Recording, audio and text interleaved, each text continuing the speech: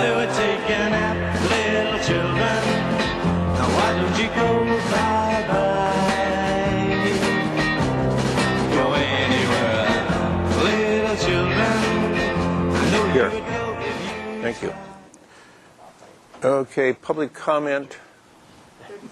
We're a couple of minutes early, so I'm going to close public comment. I see no one in the audience, but if anybody comes in, I'll reopen that and ask them if they want to make a public comment. Let's move on to approval of the minutes of March 2nd.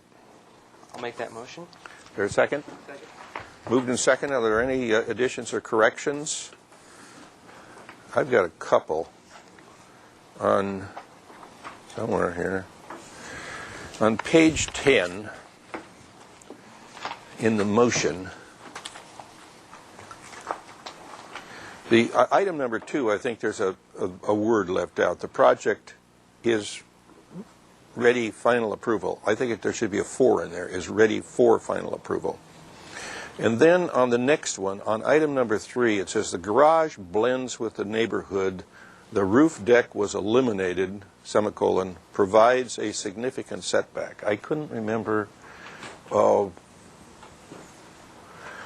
what exactly that meant. That it The garage was more than 20 feet back, which was the front yard setback. I see. That was the so significant we setback. should probably say then, that sentence should probably say, I mean, maybe that should be another sentence and say, the garage provides a significant setback. Yeah, the garage as will be located.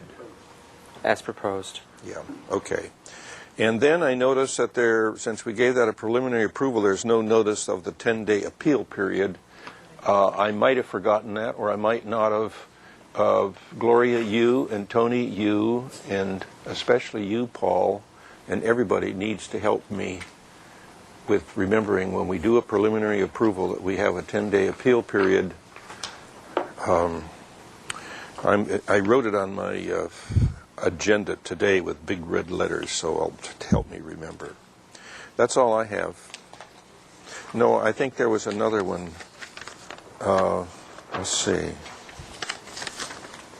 Yeah, on page 12, also there was no 10-day appeal period. I don't know if that just got left off or... One of them definitely did not have a 10-day appeal period. Okay.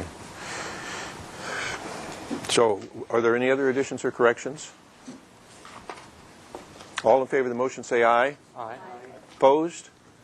So ordered. Did any of you gentlemen come to for a public comment? Okay. Let's move on then to the consent calendar, March 9th. Tony? Yes, thank you, Mr. Chair. Consent calendar for last week, March 9th. Item A, 114 Conejo Road was continued indefinitely pending environmental assessment. Item B, 428 Conejo Road was continued to the staff hearing officer. Item C, 1109 Luneta Plaza was continued to the Planning Commission. Item D, 1338 Manitou Road got final approval as submitted. Item E, 633 Miramonte Drive got final approval with conditions. Item F, 1568 Las Canoas Road was postponed.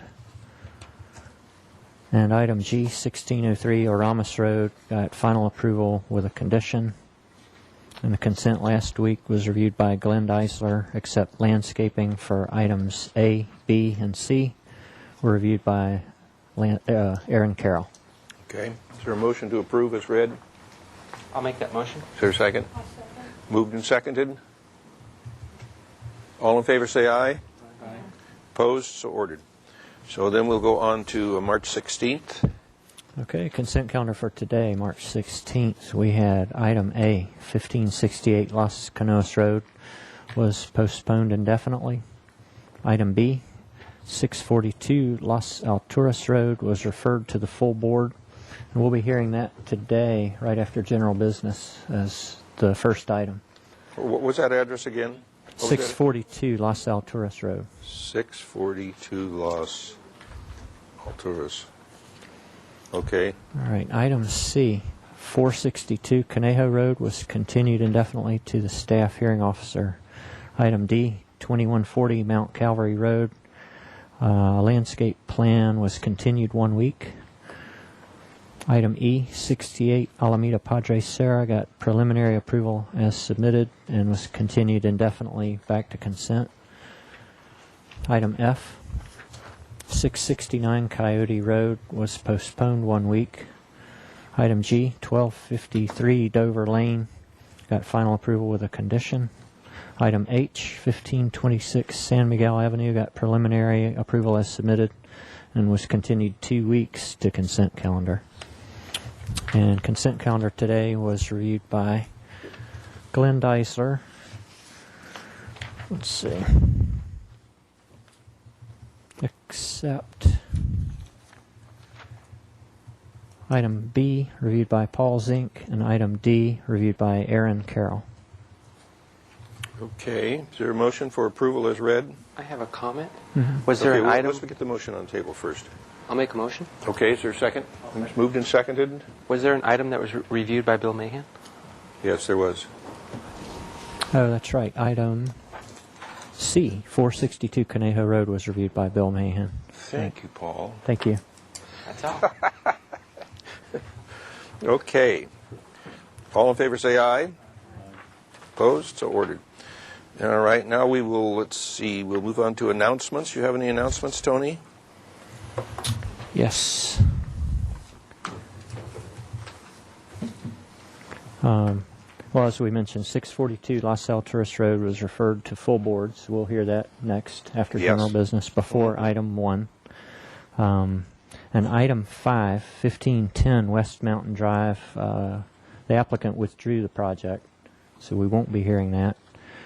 We're going to change the agenda and hear item 9, 324 East Calle Lorales, in place of Mountain Drive as the 5th item today. Right. And Chair Mahan will be out from about 4:30 to 6 o'clock. Yes, that's true. Okay, that's all I have for announcements. Okay, thank you. Subcommittee reports, I don't think we have any. Possible ordinance violations?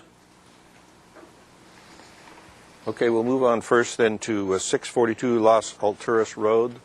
This is up from the consent calendar this morning. Hello. Thanks. Fitting me in.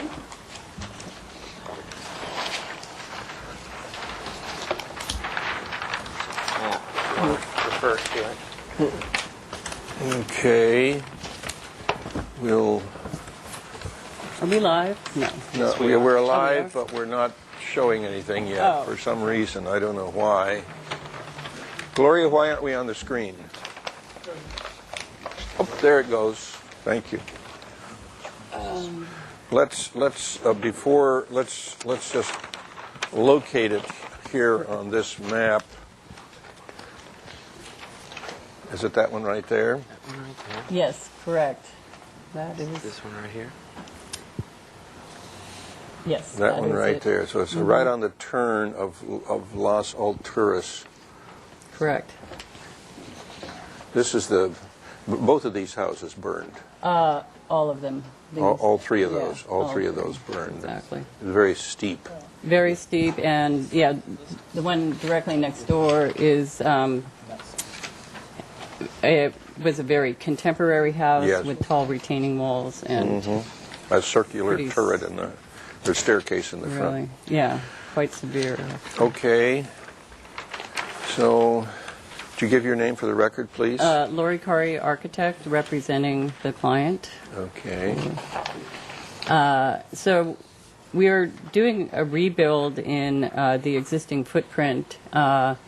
We were proposing to push the structure back several inches to accommodate a new retaining wall actually behind the old former retaining wall at the road. But our engineer says we could work within this footprint, so we're pushing the building back into the original footprint rather than pushing it out, per our discussion on consent. So we've moved it back, and also we are proposing a entry site wall that's larger than the original, which is this envelope here, and it had gone all the way out to the front of the garage. I'll just actually emphasize that we're in a situation, too, where there was a modification from the original design to allow a 5-foot setback from the front property line in 1967. This is the second rebuild. It was rebuilt after the Sycamore Canyon fire also. So it's being acknowledged in its location. What we're proposing is to pull back this front entry wall and make the entry patio a little bit larger just for more use of the property. And because the steepness of the slope, there was drainage issues, and it was undermining the footing of the front of the building and compromising it. So this would help mitigate the impact. And so in consent there again, Paul Zink and I were discussing the location of the wall in the side yard setback, as it currently is 10 feet. We pulled the wall back to be behind the 10-foot setback, and then we're terracing down these site walls to mitigate the impact of the height of this wall. It ends up, I think, around 16 to 18 feet by the time you get to the structure itself. It is a, I believe, 42% slope that's existing, and so how big was the existing house? it's in the same footprint. You see, actually, the garage is a little bit narrower. So it's like 2,700 feet, 2,758 square feet, and you're just staying with that. We're staying with that. It actually, per the assessor, it's 2875. Yeah, but he uses gross and you're using net here. Right. So we're in that. And the garage is approximately the same. It's a, yeah. We're actually having it a little bit smaller to make a little bit more room into the entry patio. Okay. The other thing we are proposing is outdoor terrace space on lower levels. And once again, this particular one does encroach into side yard setback. That's at the very lowest level. I can show that in an elevation. What are the different lines? Okay, we were previously under an E2 zoning. Yes, E2. I think I did this one. Yes. Now I had it mixed up. Sorry. Yeah, E2 was 8 feet. E1 was 10 feet. So I have it that should backwards. be I'm just the sorry. one. Yeah. Yes, correct. Okay. We tried to do this in the short amount of time. So it encroached into the old setback even, but now it's encroaching more into the setback. Well, let me describe for you the original property lines as depicted on the original drawings are the short dashed line. And we actually had a survey in February of 2009, which proves to be, I believe, more accurate. And you see how the short dash lines versus I see. this line. I see. But if you look at the short dash line, the building does It was okay then. correct. And we're basing it, too, on how this footing that's existing that was surveyed, which is the front of the garage as it stood. Okay. So what does it look like, just for the fun of it? Would you like The elevation? of that, Are front helpful. wall thing. Correct. I didn't get to manipulate super accurately the front elevation, but it's very close, I think. We were just moving this wall back. So here we are at Los Alturas. Here's the garage. Another issue we have too, which requires a modification, is a parapet roof rather than a flat, low, deep overhang roof or 2-foot overhang roof. That Paul on consent was hoping to lower the parapet from the original. But I'd like to show you just comparison of the original garage, which was substandard at 8 feet. I consider substandard quite low, and had a 2-foot overhang. We're proposing a parapet so we wouldn't be encroaching into the front yard that extra 2 feet, but it would raise up an additional over 2 feet from the original. So is this point right here, is that the same as that point right there? Yes. If I projected that across, it'd be a straight line. Correct. Also, our grade is looking a bit odd because of when they did the demo cleanup, they terraced the grade, so it would really be more of a straight slope. Okay.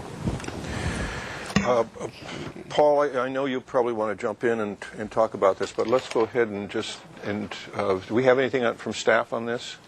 Mr. Chair, we have pulled out the archive set so you can compare what the previous structure hopefully looked like. It's pretty accurate.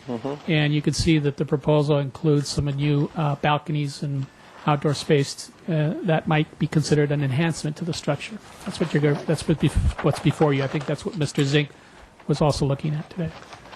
Let's get the old elevation over here and see what it was.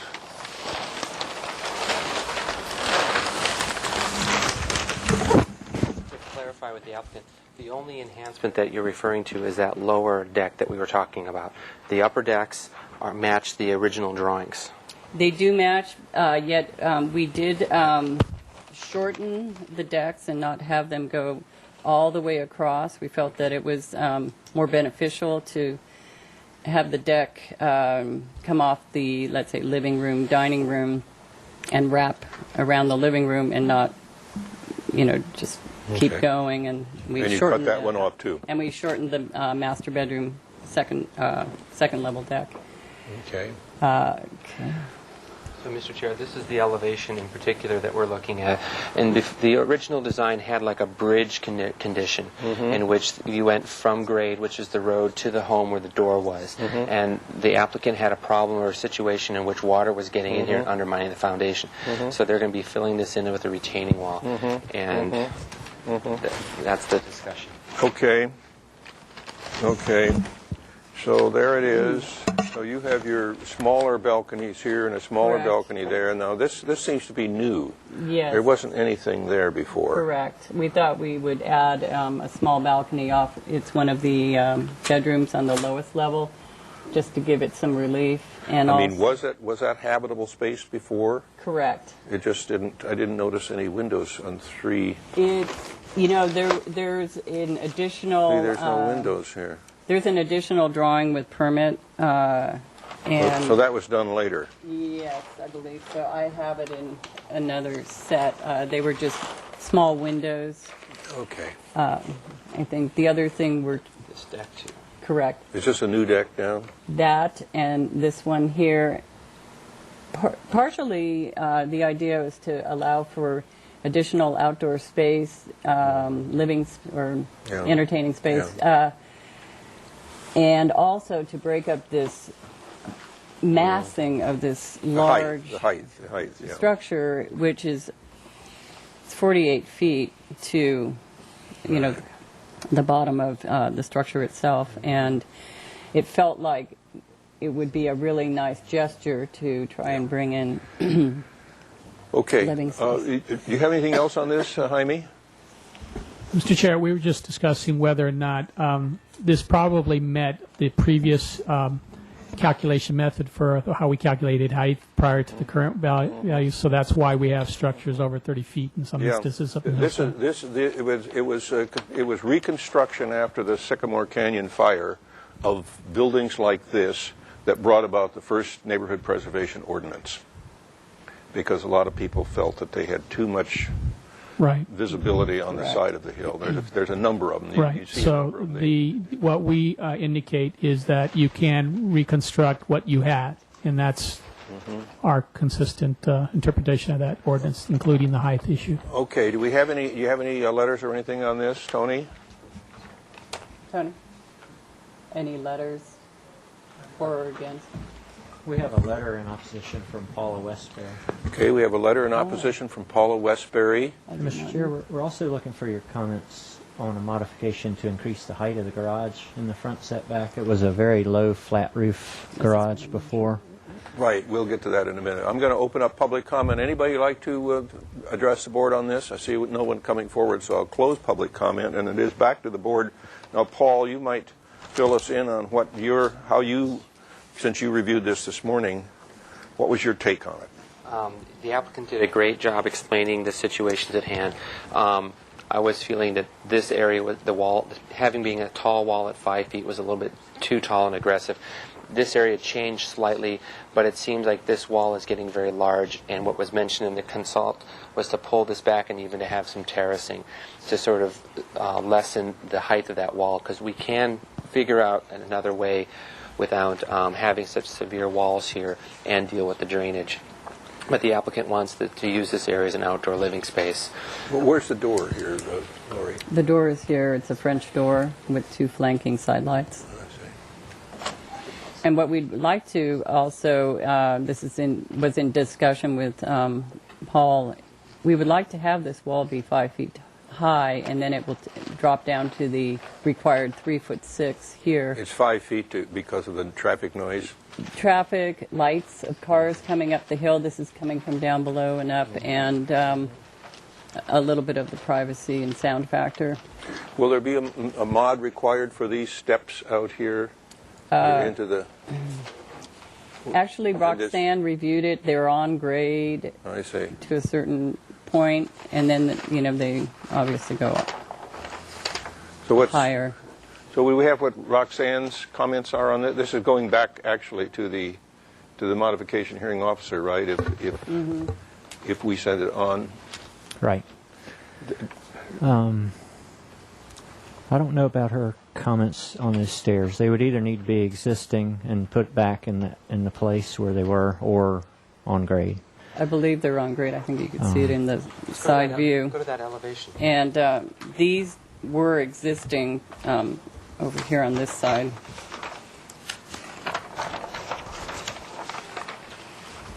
Okay. I think she indicated that because it's cantilevered off, she did review this balcony and steps down, and then we go on to grade. And I believe she thought that was in keeping with the ordinance. These are on grade. Those are on grade. Let's go back to the plan now. Are these balconies, are they encroaching? No, they are actually per the original. Let's see where we see it. This short dashed line are the original balconies. So we're meeting the criteria for the original balconies. Okay, so go ahead, Paul. What were your other... Basically, this was the only real concern having to do with this. This area here, I was going to put that onto the staff hearing officer. I thought it was too big of a deal. But then masking the heights and how it's going to impact the neighbors, I said that was photographs that you would deal with the staff hearing officer. So my real concern was just this other...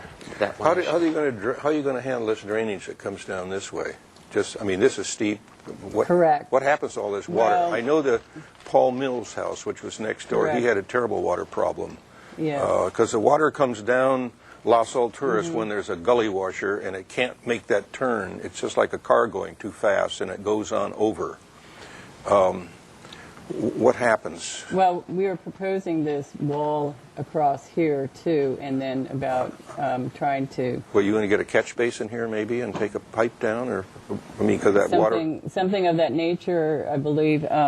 It would have to, dissipate somewhere down at the lower portion of the property, probably.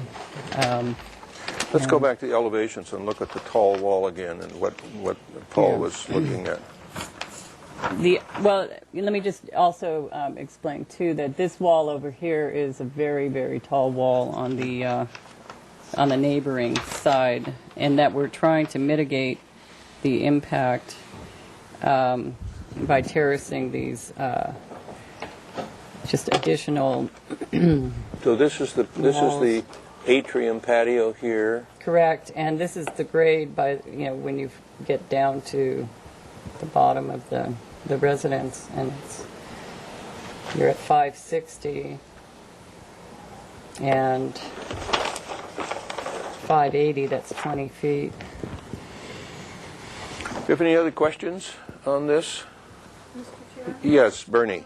Maybe I missed the beginning, and maybe Gloria can answer it for me, but because this came from consent, it's not on our regular agenda, and I don't know if I heard you read this into the record about what kind of a project it is or not, but I think it's important because it's got almost 1,200 square feet of decks and balconies, and some of them weren't there before.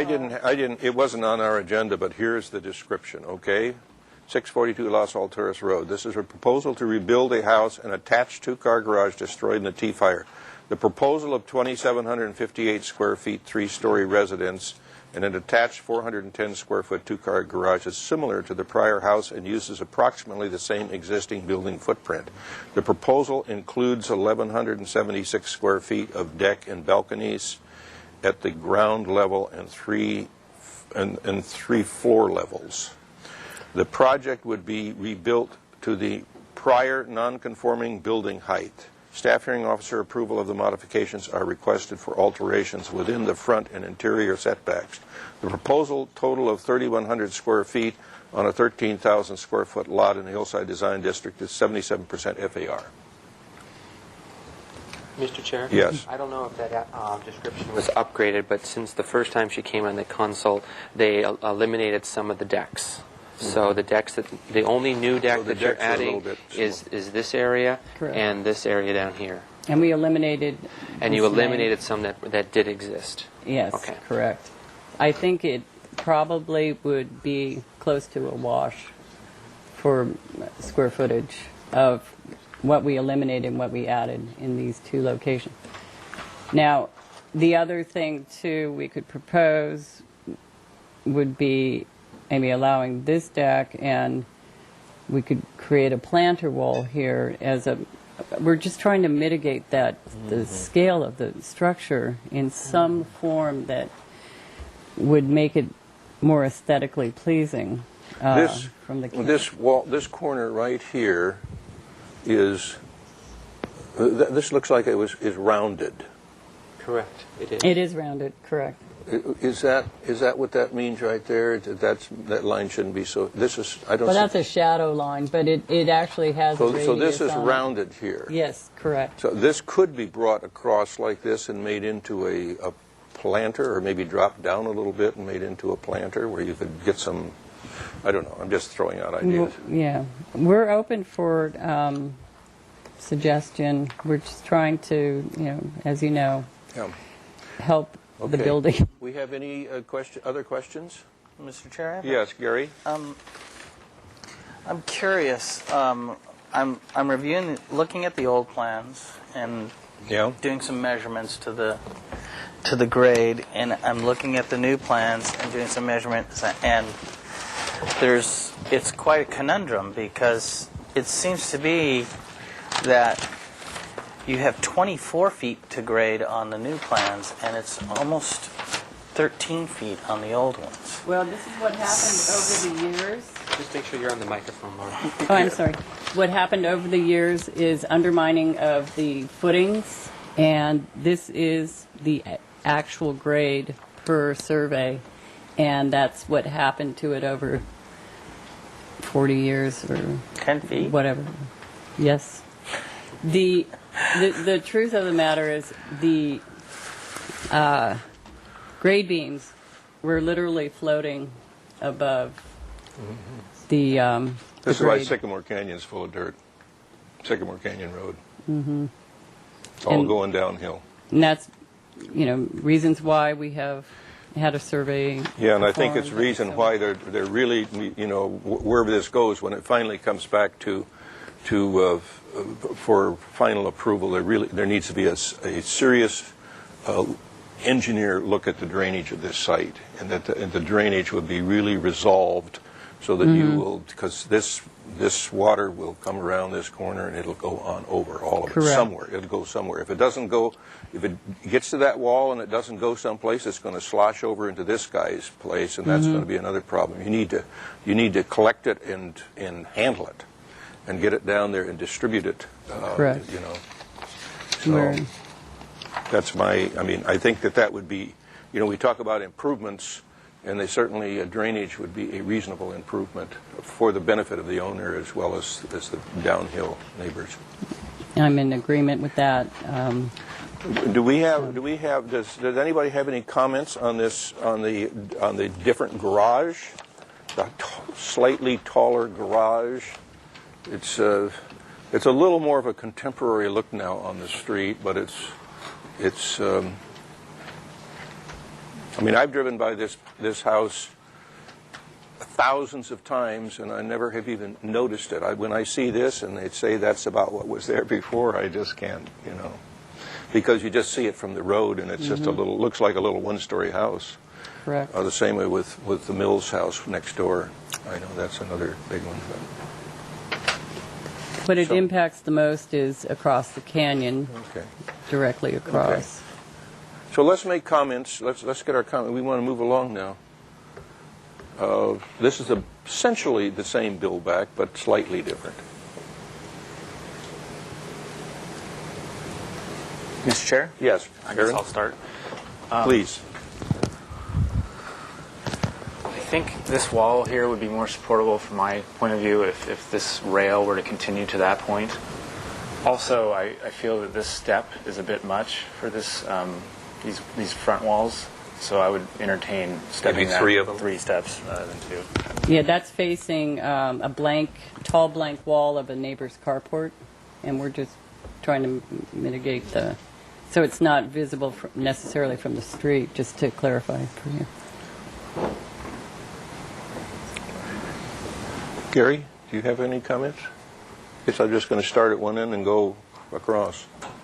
Well, I don't think my comments are going to be good. I really think that the concept of this is quite a bit larger from the opposite side of the canyon. I think it has the image of being a 4-story building, where the original had the look of a 2-story with a little bit of understory. So from looking at one set to the other, I have a little bit of a problem with the number of balconies that it has and the number of fenestration. I think it looks like a 4-story building. Okay. That's just my comment. Paul, what's your... I don't need to add anything. I want the Okay. boards. Glenn? Mr. Chair. Couple comments just on the slight change in the style of the building, since it was a pitched roof front to what's now a parapet front and a slightly modern design. I feel that design is appropriate, and I could support that. Okay. The issue that Gary is bringing up is an important issue, but I think these are the cards that are dealt with this site. Yeah. And maybe the original plans were not 100% accurate either, so whether the ground went down 10 feet or whether they were drawn in a different position. A 3-story structure was permitted there, and I think it's acceptable. I think the canyon portion needs to be mitigated with plantings and buffering that look, and that's sort of the next phase. As far as that tall wall that we were just describing on the south side, I agree. In looking at the site plan, it is a very constrained area between 2 lots that almost nobody will ever see. So, How do you feel about Aaron's comment about the railing, or extending the railing, instead of having the short railing? Or do you don't? I'm indifferent about that. I mean, it may bring in a little bit more light and feel a little bit more open in there, but you're again looking back at another wall that's very close. So that's not that important to me. Aaron, you have anything else besides the little railing?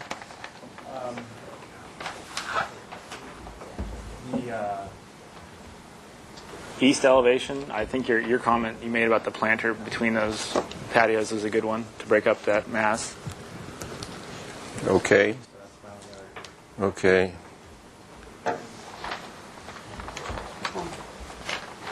Okay. Denise? No, I agree with Mr. Diesler, pretty much. With whom? With Glenn. You agree with whom? Glenn. Glenn, okay. Thank you. So therefore, I don't really have any other comment besides that. I also agree with the planters and mitigating the height on the east elevation with some tall plantings too. Okay. And the color of this is going to Yes. be really critical. Yes, I agree. I agree. We actually Bernie, any? No, just wait a minute. Yes, thank you, Mr. Chair. The color would be important, and the windows would be important, and the design and all that. And I mean, just because of what we're dealing with, I have to support the height, although I wish I didn't have to. But I do think there are too many decks, and I think that perhaps if they could reduce, it looks to me like there's a side entrance with the, unless I'm reading it wrong, there's a stairway with a door on the side. Is that correct? There is a secondary entrance. Right. Over here. Yeah, and to me, looking across the canyon, it's going to look like that has Here. several of its own decks, and then there's several more decks on top of that, and all the way around the side. It's too many decks, and I'd like to see more landscaping on the lower level to maybe soften some of the building that we're going to see, if possible. Well, we can ask for a landscape plan to come back. Well, how do the rest of the board feel about the number of decks? Is it too many, or is it acceptable? Denise, how do you feel about that? It's acceptable to me because they have shortened the decks. They don't wrap the entire building any longer. And the two that have been added are at the ground level, pretty much. So that's not an issue for me. Aaron? They're only acceptable because it's like Yeah. to me. Mr. Chair, at first I was kind of against the new decks at the lower level, but I think they are actually helping the building break up that four-story mass, so I'm in support of them. Paul, now you have anything else to add? No, thank you all. Okay, I agree that a color like our library would be very, very appropriate, an Adobe color. And so across the canyon, over on the other side, when you're looking this way, this would tend to blend in. I think a landscaping plan, when you come back for, this is going to go on to the staff hearing officer for those mods. A landscape plan, an engineered drainage plan, those are important elements. I guess people feel that the modern look is okay from the street. I really don't feel it's amounts to too much. And I think studying this planter across here, it doesn't have to come out too far, and it maybe should step back in from that, but 3 feet or something like that, so you could get some stuff up here, and then you get some more stuff down here, and it starts to screen the base of this house. And does everybody feel that the taller garage is acceptable? Yeah, I think we've got. So I would entertain a motion then to continue this to the staff hearing officer for those mods, and then it can receive a preliminary approval. Maybe we'll take a look at the drainage plan and maybe your color board. You can come back with that color board and a landscape plan. Yes, Paul. Under the discussion, are we suggesting to the applicant to take railing all the way up to the 5.5-foot wall, and the 5-foot wall in this location is fine due to the noise and the headlights of Los Autores?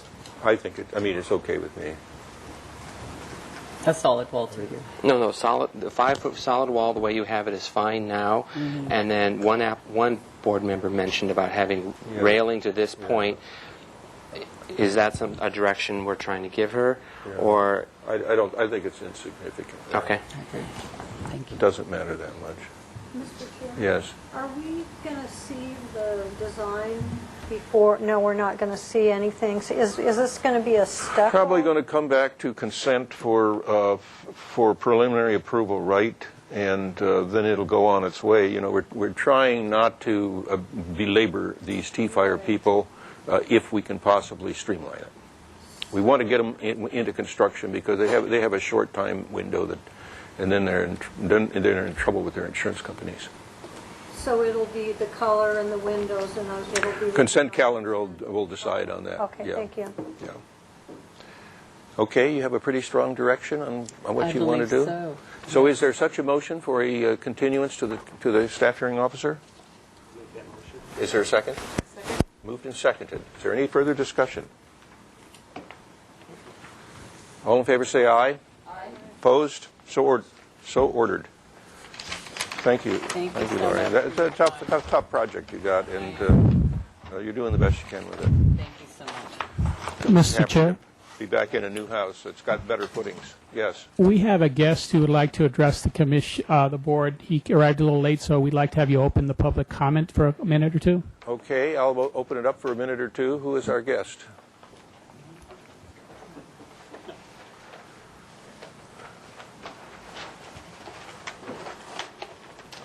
How are you? Down there.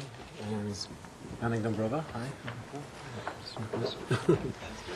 It's interesting to hear Near the mic. It's very interesting to hear. Give your name for the record Oh, I'm first. sorry. Yannick Dombrova. I'm here with a group of my students. They are working on the Westmont campus as part of their thesis work. Okay. And so I wanted them to see what it's like to be at the further end of this process. So I brought them here, and Betty, we suggested that perhaps we talk for a little bit.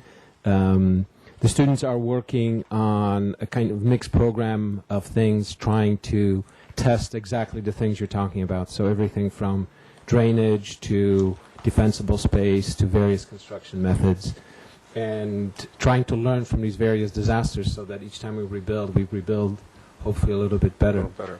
Yes. So that's really what they're doing, and they're fifth-year students. It's a professional degree, so they're doing their last project, and it's everything from housing to academic uses on the campus. Okay, good. So, Well, we do.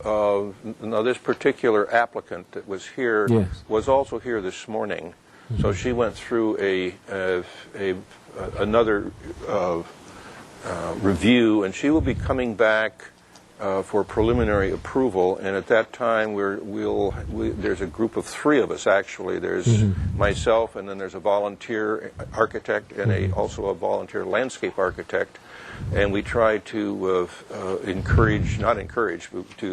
to require fire-safe landscaping. We're very much interested in green architecture and all of the things that can be incorporated in to the building to make it better. So environment, right. we realize we have to let these people build back pretty much the way that it was. I understand. But we want to try to improve it if we Step by step. Yeah.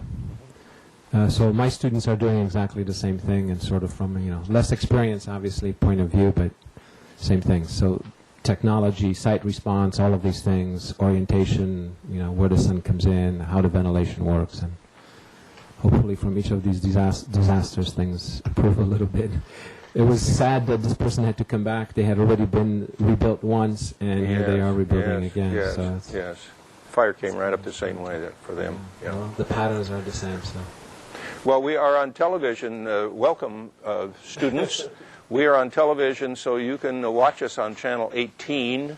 Also, Historic Landmarks Commission and the Architectural Board of Review and the Planning Commission also would be very interesting lessons for you to watch. Santa Barbara prides itself in its review process, and we think that our city shows the results of all of the work that all of these volunteers do. It's nice to see that commitment and the thoroughness.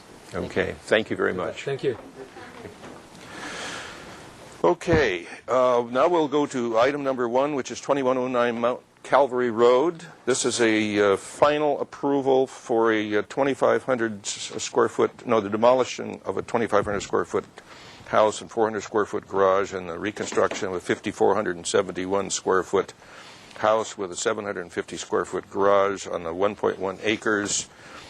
Project has 481 square feet of second-story balconies and 752 square feet of first-floor decks. It's 109% of the maximum FAR.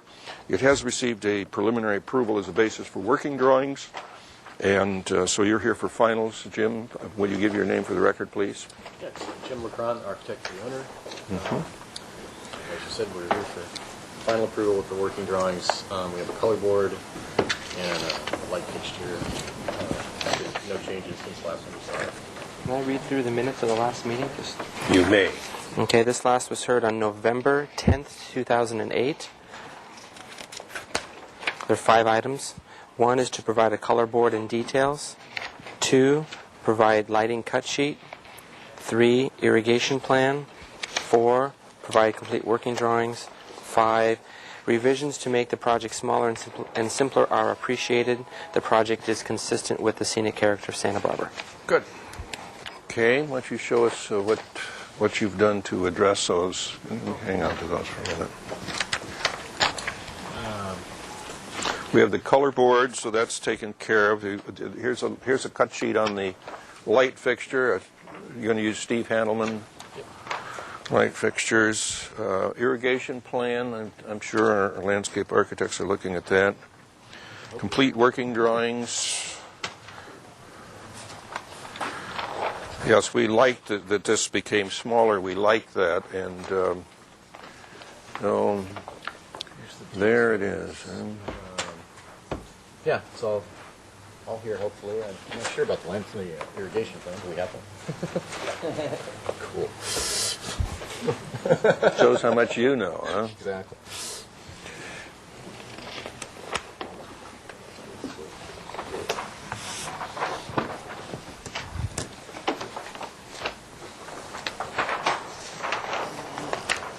Well, these are interiors. Let's see, get back. I've seen the elevations before, but Yeah, I just want to refresh. yeah, I think they're this way. Here's the roof. There we go. Okay. Stucco, Yeah. iron. Yep. Do we have the iron detailed? I did see it in there. Did you? It was right over here. The detail was. Okay. And what, these steps are what? Stone? Stone. Stone? Heavy timber, where these are four by somethings? Yeah, it's a short eve because it's in fire areas. Yeah, well, plus this kind of architecture has short eaves. Exactly. Because it doesn't rain very much in Tuscany. Okay. And these windows are? Deep set wood windows. Deep set wood windows, okay. And planked garage doors. And let's go back to the detail sheet again, and let's just so you're just doing a... That's our handrail detail, yeah. There's this one? Is that the this balcony? one. It's just a simple wrought iron railing.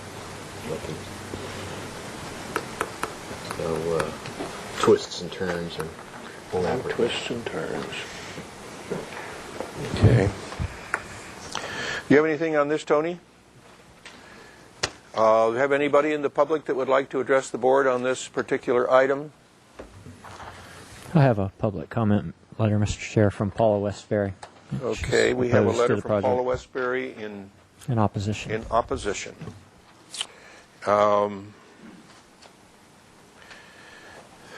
I'll close the public hearing then, seeing no one come forward. It is to the board. This is here for final. Are we ready to roll it? But what about our irrigation system? Well, there's only one thing that we noted, if I may. Yes. And that is that the Where are we? Let me get to it here. It's back here.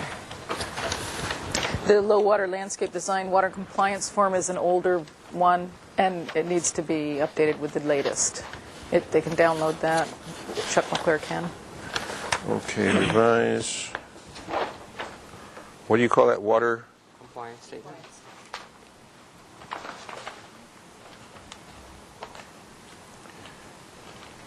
Bernie, did you have a comment? Yes, thank you, Mr. Chair. I was just wondering about our suggestion number 5, is if he could explain simply what he did do to make it smaller and more simple.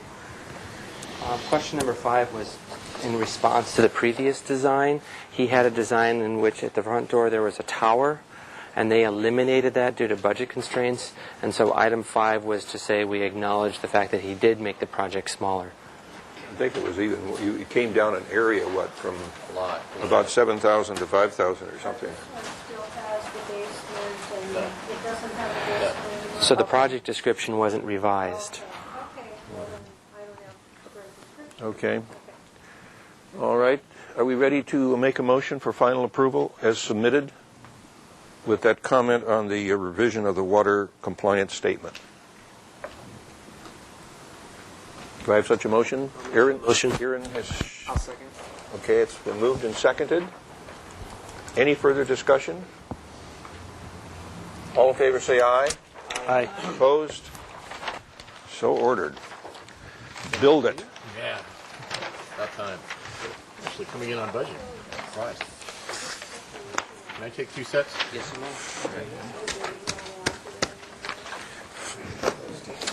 If it hadn't been for the T-fire, you'd be way below budget. Yeah.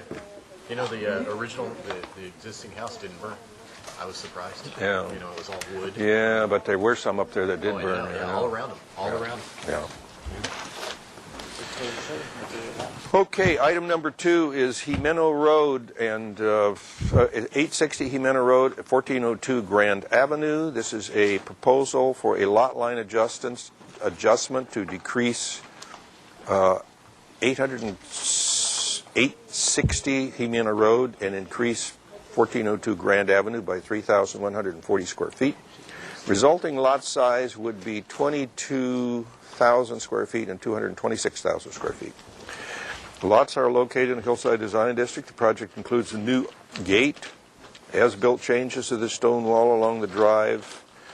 Project also includes alterations to the residence at 860 Jimeno Road, I think referring to some windows, and a French door, and converting the existing permitted understory to habitable space. Staff hearing officer approval is requested. This is the third concept review. You two would give your name for the record. Sure. My name is Rochelle Malin from Rochelle Design and Consulting, representing the client. Okay. My name's Todd Drivo, the owner of 1402 Grand Avenue. Okay, welcome. So let's see, what did we have on this, Paul? Yes. Looking for him real fast. I think it was... Yeah, it was heard 2 weeks ago. Yes, it was. This 826 Jimeno Road? Okay, here I go. 860. From 1402 Grand Avenue. 860. Here they are, right here. Okay, you go for it. You want to read them? No, I want you to read All right. It's your job. That's my job. Show an accurate tree drip line. You want to just go to that real fast? Sure. Yeah, that might be better because there's quite a few of them.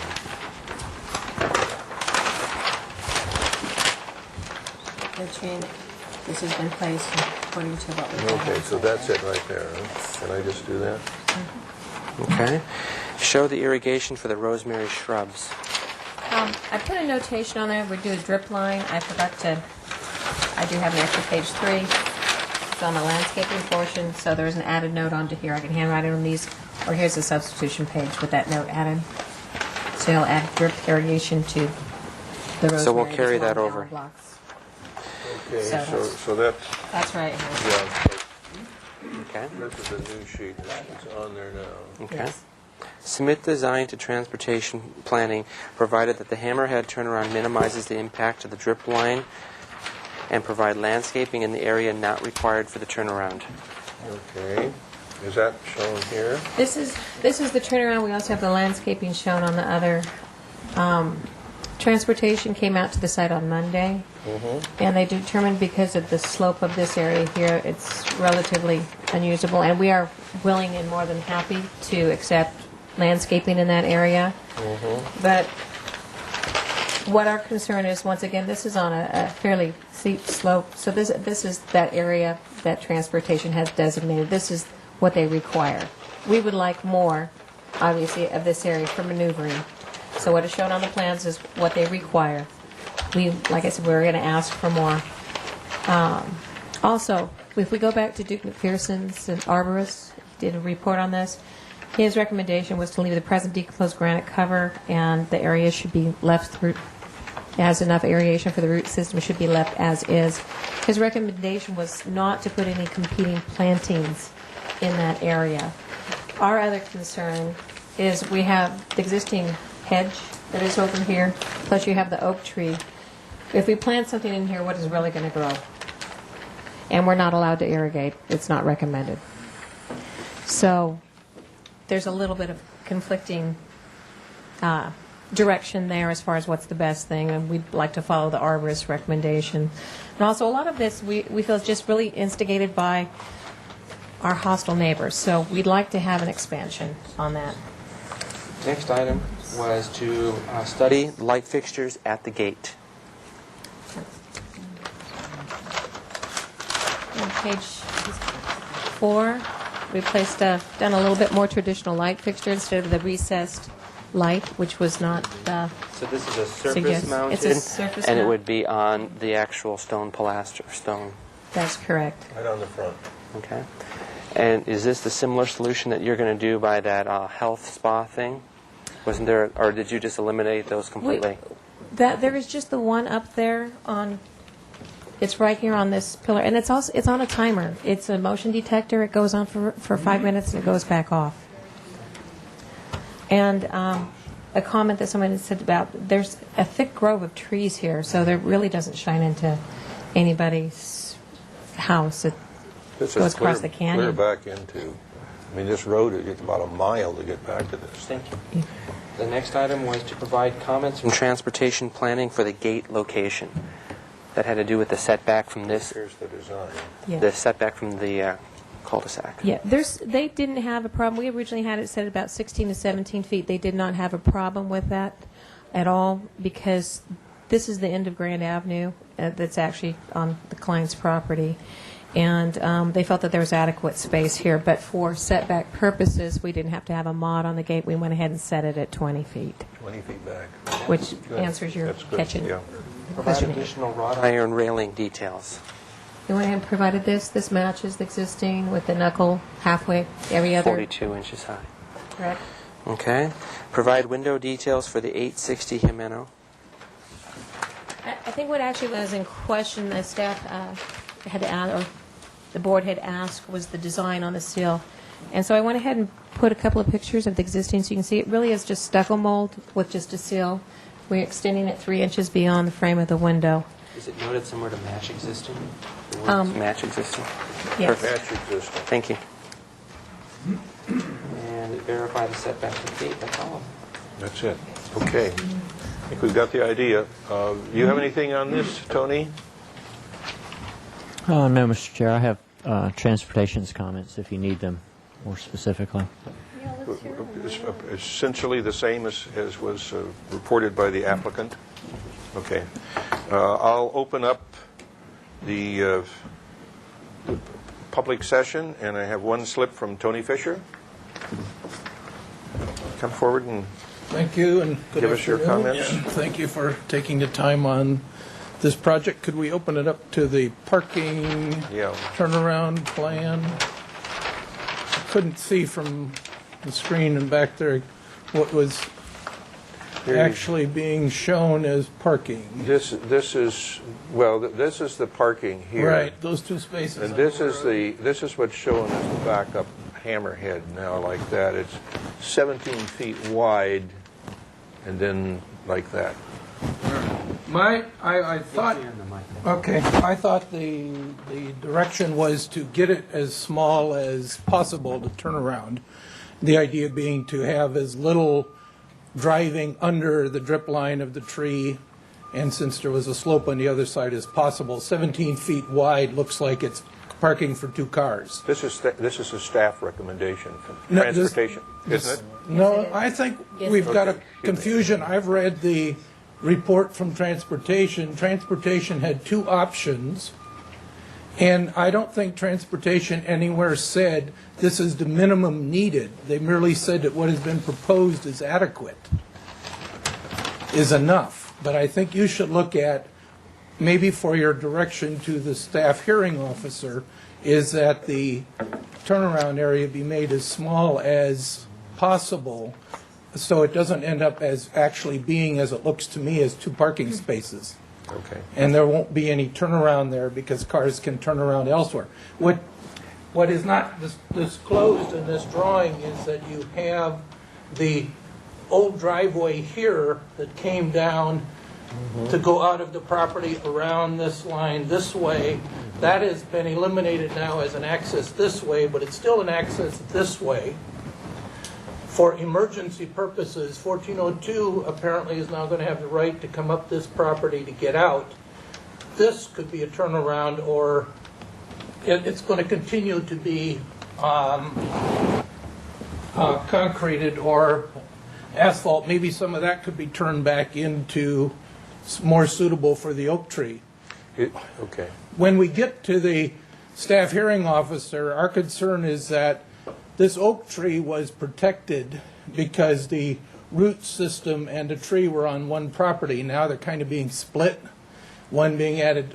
So the lower property will have the ability to kill the big oak if it's in the way.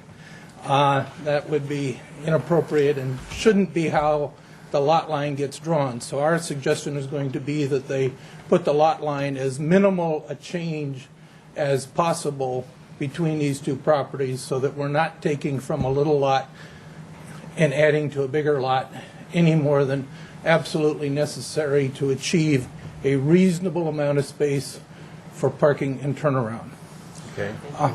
My only other comment is that you don't yet have any construction drawings on the Allen block wall, and I just want to keep that thought going. Oh, that's through this wall here? Yes. And if you look at the photos and look at what how they're described on the drawing, they're taller than what's described on the drawing.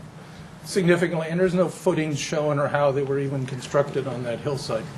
Tony, I have a question for you. This is a lot line adjustment between this property and this property. Yes. And you're representing this property here? No. No. Oh, you're not. This property up here has never been here. He bought in just in So- February. My property owner is over here I see. I see. and looks I at see. So all your of- property owner over here is worried about the oak tree. Yes. In other words, this line is what is agreed to between these property, but you're representing somebody over here. I didn't Yes, understand but that. my concern always has been with protecting the oak trees, so I feel I need to remind you of it, whether my client wanted me to or not, Okay. because that's part of your standards. Thank you, Tony. Thank you. Anybody else like to address the board? Seeing no one, I'll close it. It is to the board. Chairman, can I address the board as the owner? Certainly. But it's to us now for our questions and or comments. You want to hear our questions first, or do you want to? Sure, absolutely, whatever you think. Yeah. I have the question. So this is not been drawn by transportation. This was brought in. This is your proposal, and they said it was acceptable. No, that's not correct. Okay. Transportation, this is physically what I received from transportation, and Chelsea told me that it's to scale it out. So you will see this point of reference here, this landmark here, is the same right here. Goes straight back. The radius comes back in, measures out. Then there's this finger right here. So I merely pulled it to a technical scale, what was hand-drawn to scale by transportation themselves. Is that, Tony, is that your understanding? That this is... Well, we have the original from transportation there. And that turnaround area is about 14 feet wide. And on the new drawings from the applicant, it's about 17 feet. Right. And I showed the new drawing to Chelsea Swanson again, and she said, yeah, it could be reduced back down to about 14 the way she had drawn it. So this could be 14. Yeah, and she said she allowed a generous amount of room for a turnaround. I just have a little more of a radius where she has a wider cut. So. Yeah, that looks like about 14. So if this were 14, well, you only have it. Oh, this is a different scale, isn't it? That's a 3/32. 3/32. That's a good one. Here, I got it right here. So this is 17 feet here. So if it were 14 feet, it would be right there. That would be the diff. You might round that a little bit, but it would be, that's the way it would be. Who's this? Okay. Denise, or do you people have any comments regarding the oak tree? Yeah, could be 14. The oak tree, the planting, the whatever. Yeah, well, I know the arborist wants the DG to stay as is. Yeah. I think if it were removed by hand and then just bark, no irrigation, no plants, to the eastern planter that's created here, that I think he'd find that acceptable. But you might want to run that by your arborist. So that's a so it's not that's delineated. So it's not delineated as paving. Yeah, possible suggestion. Okay. We have any other questions or comments, sir? Yes, thank you, Chairman and the board. There's one thing to look at a diagram. There's another thing to live in the property, which I have lived at the property. And I can tell you, when you drive up a 600-foot narrow driveway with a steep incline, it's very difficult to maneuver there. This is the only place on the property that you can literally make a turn. So if you look at the diagram with the cars up here, if you, not that one, Rochelle, the diagram with the car, if you can scoot it up a little bit. Okay. No, This not one? the car. Just, can I show you the, no, just this. You can see the perspective. You really have two locations for a car to park. And if you're going to try to back out, what we used to have to do is back down that narrow driveway 600 feet. Almost impossible to do it. In fact, my wife and I determined it was dangerous and we really couldn't even do it.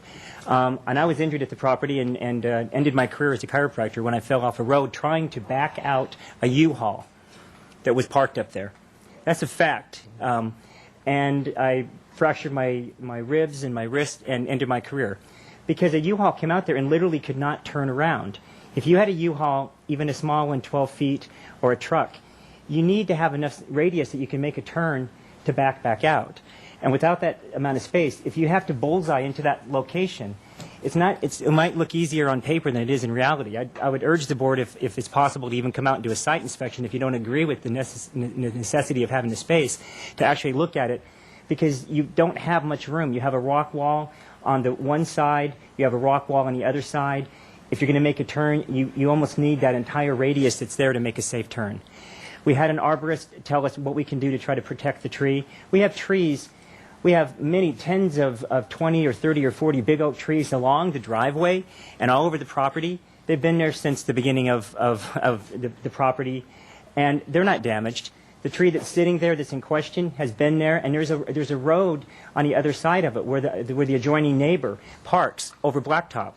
The area in front on my property at 1402 is decompacted granite or compacted granite. It's been aerated. It's been designed by the arborist to try to make it safe without hurting the tree. The tree has not shown any signs of being unhealthy compared to any other tree on the property. It looks like all the other ones. And the tree right adjacent to it has a driveway that you drive right over the tree. There's many trees that you drive along the driveway that are adjacent to the tree. So my argument is that the tree is not being damaged. This is about safety for me and my family and anybody who drives out to the property. There's a liability issue. I had my insurance agent tell me that it's unsafe, and I have a liability if someone drives out there and tries to turn around and drives off the road and gets hurt. Cars can end up coming out there with every intention of trying to turn around, and it's very difficult to do it once you get out there. particularly just a full-size car. And if a U-Haul or a FedEx truck comes out, it's impossible without that space. So I would really ask you to consider our request to take that full area as an emergency type area to be able to turn around safely.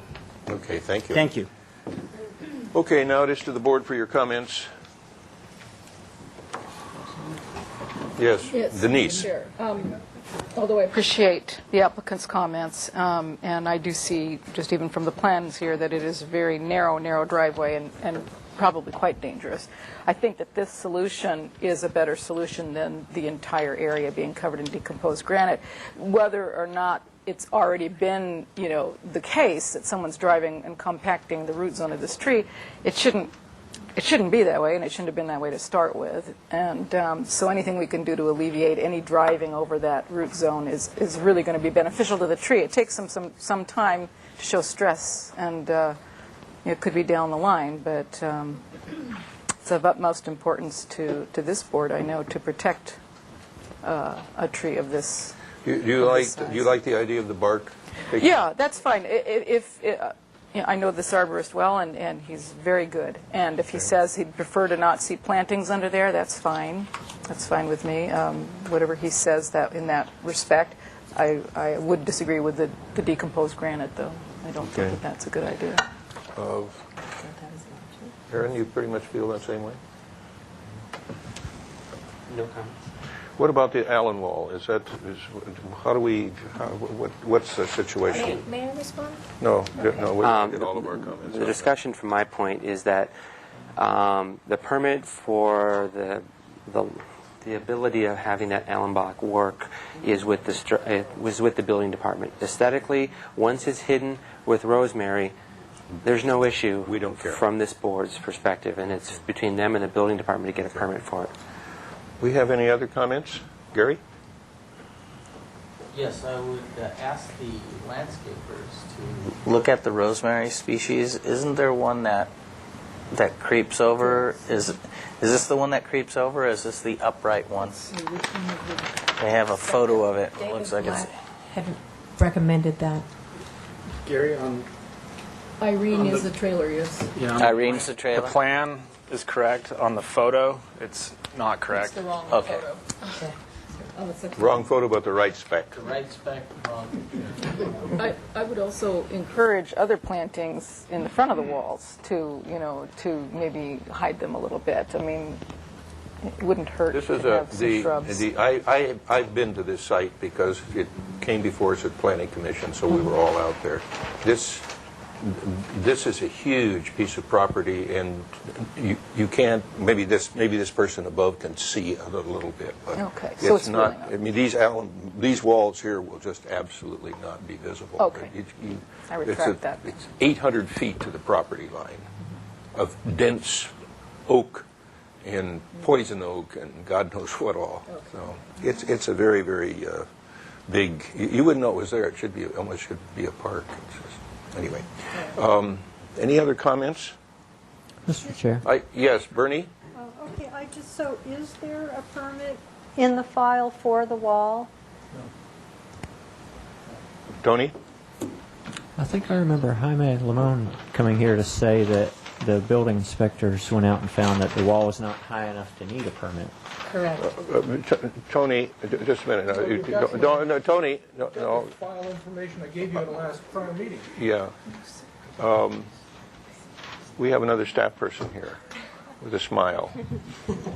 Mr. Chair, I'm Suzanne Johnson. I'm the case planner for the lot line adjustment.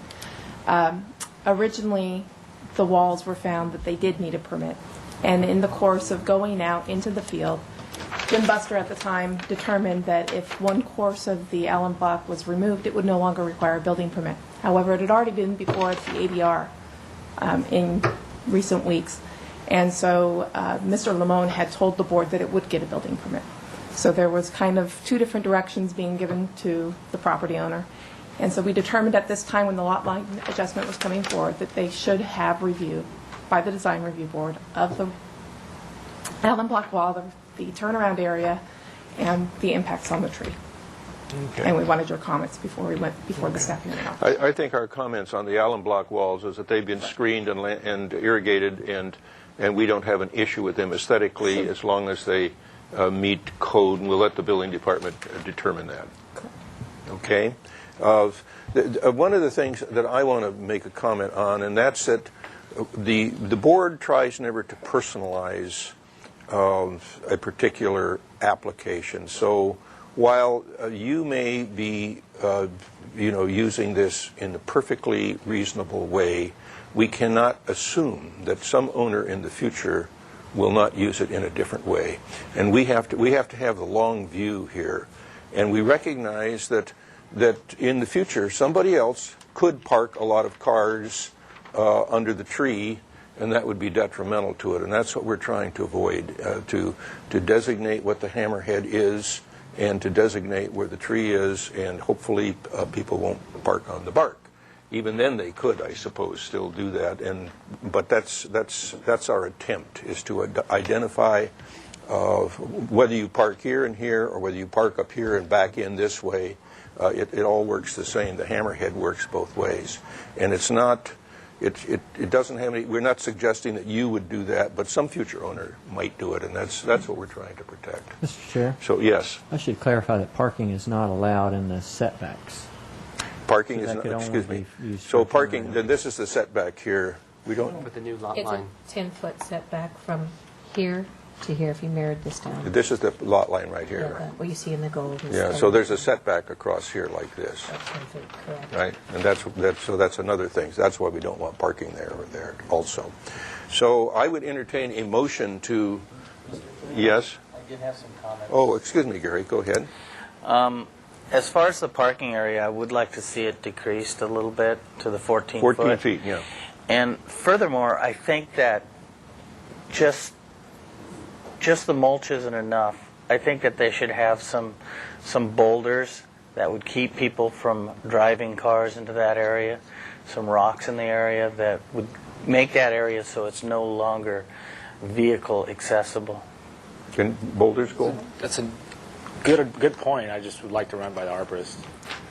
Bring big bolt. Okay. But that's a good point. Not necessarily a rock wall, but some some bollards, some boulder bollards. Some boulder bollards. Boulder would equal to a car parking on it. I mean, is that a contradiction? No, because boulders don't drip hydraulic fluid. Mr. Chair, can I add one last comment? The planter that we can plant on the western side of the hammerhead, I think would benefit from a small tree of some sort. It's just agave right now, and it's a good-sized planter. There is an oak tree right here. Yeah. I understand. You don't have to put another oak there, but just something Smaller.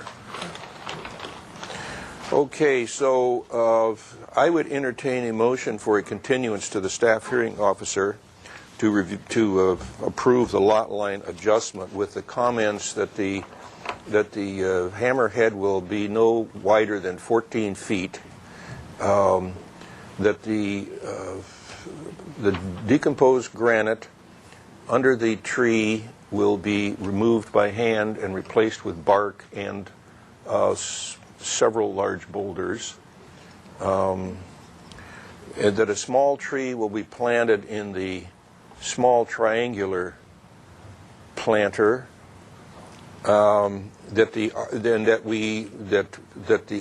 arborist approve the bark and boulders proposal. That's just a proposal that the arborist has to approve. The alum block wall will be reviewed at building department. It's okay as is noted on these plans.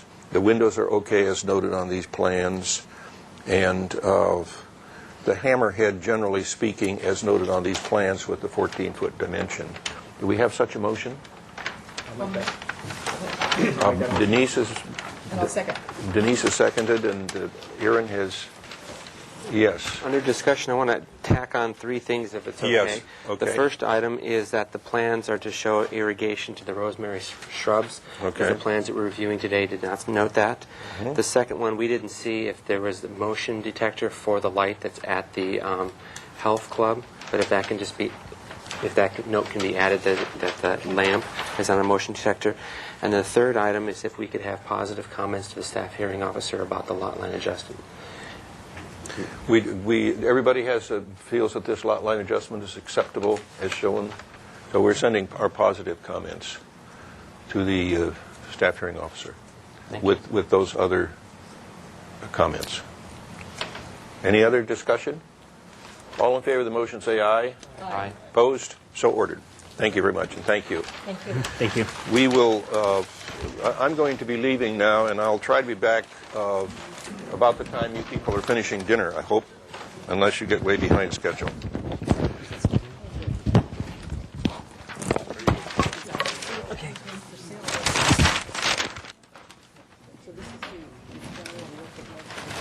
Yeah, there's a lot of those moody.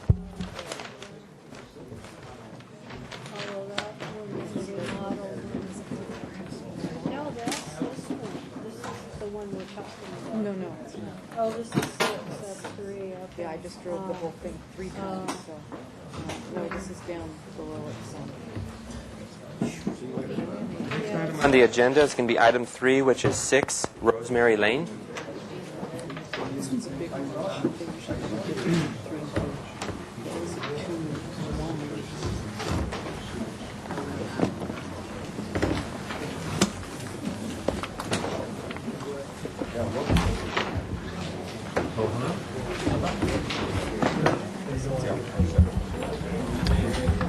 Good afternoon. I'm Don Sharp, architect for the proposed project, and with me is Karin Pick, the owner of the home. Before you start your presentation, we'll go through the minutes of the previous. Good.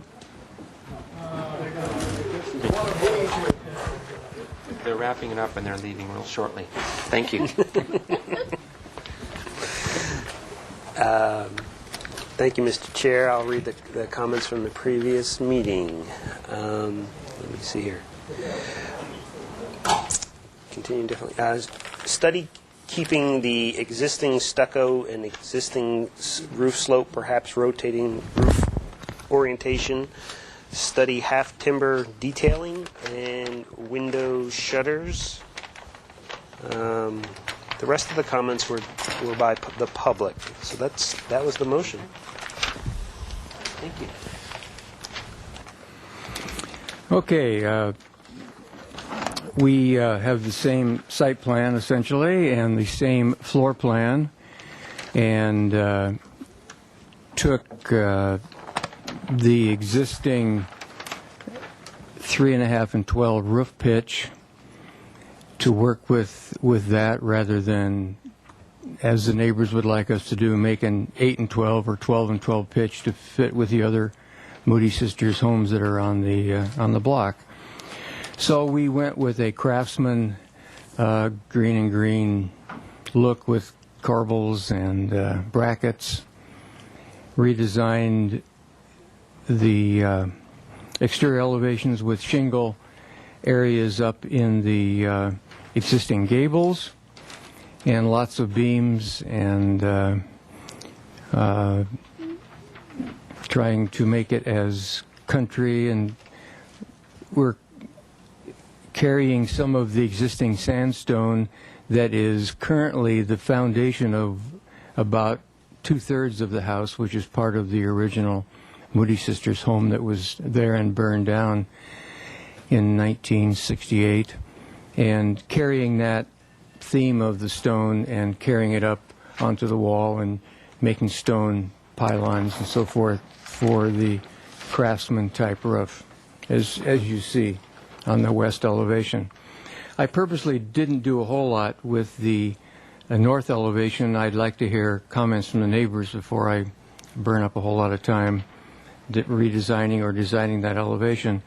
I did take Paul Zink's comments about changing the gable in lieu of being parallel with the existing 90 degrees running north and south, and as it faces Rosemary, a portion of it comes out over the existing roof to break up that long roof slope, and as you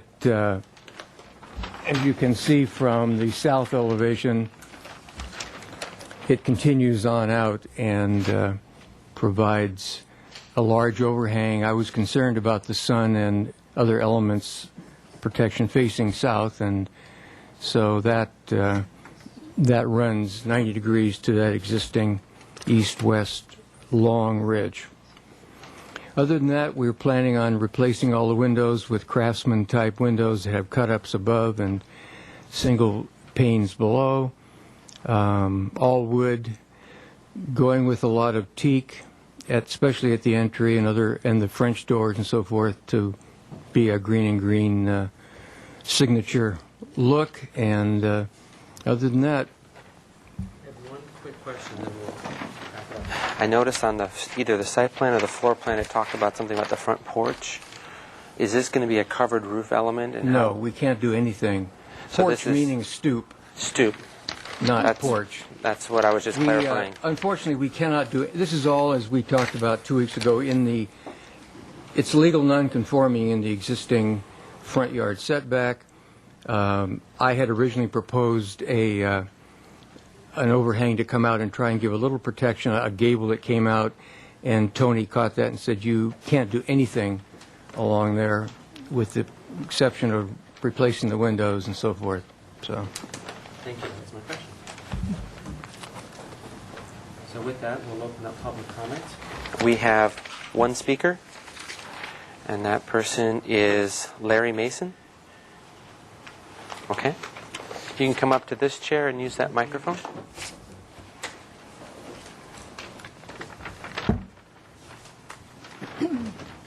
My wife Donna and I reviewed those plans, and I want to thank Don and Karen for making the effort they have to really make the project more compatible with our neighborhood. However, there are some neighbors who can't be here or who have some concerns about it, and I'd like to address those. Mostly it's concerned with the fact that for some reason the only persons on Rosemary Lane who were informed of this review were my wife and I, and the Kriegers who live next door to us and the Evans who live next door to number 6 were not informed of the meeting. I'll have staff answer that when you're all finished. I'm sorry? I'll have staff address that, with that concern about notification when you're done with your comments. They also have raised some concerns, not having reviewed the plan. Margaret Evans reviewed it before the meeting, and she's put her comments in writing.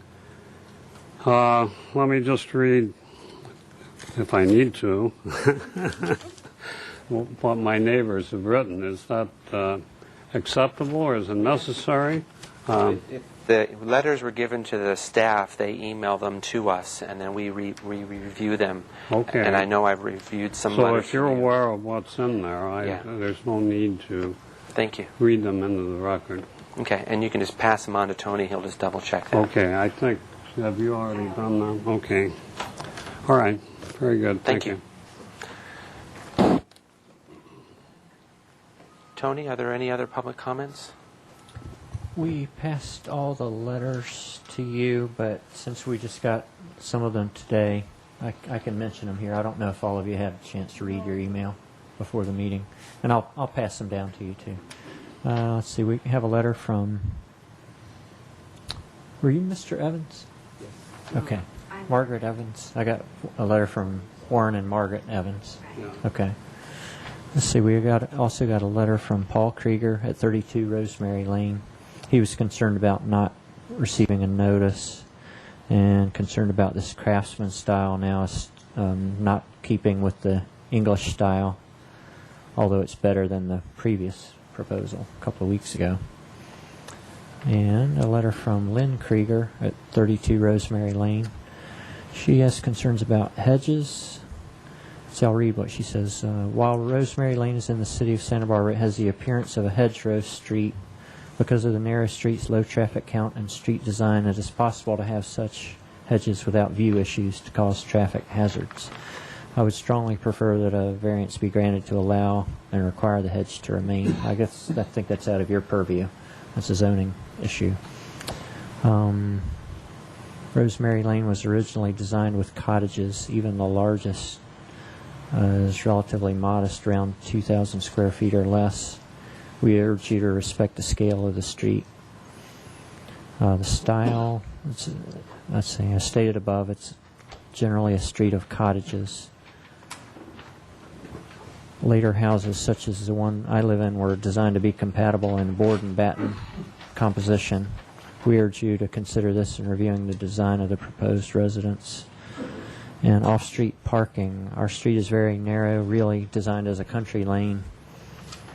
At the location of this house, where there are 2 nearby turns in the street, on-street parking is hazardous. The property should be able to handle its own parking in the driveway without counting on street parking and without creating a parking lot in front of the house. And a letter from Christine Hayner at 1 Rosemary Lane. She's the owner of a Moody Cottage.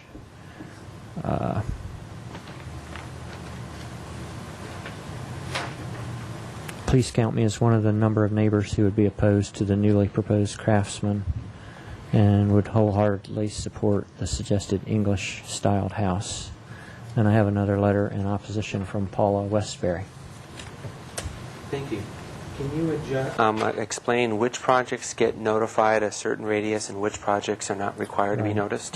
We send out a mailing to property owners within a 300-foot radius. If a 300-foot buffer around this property touches your property, we would send a notice. And I have the mailing list here.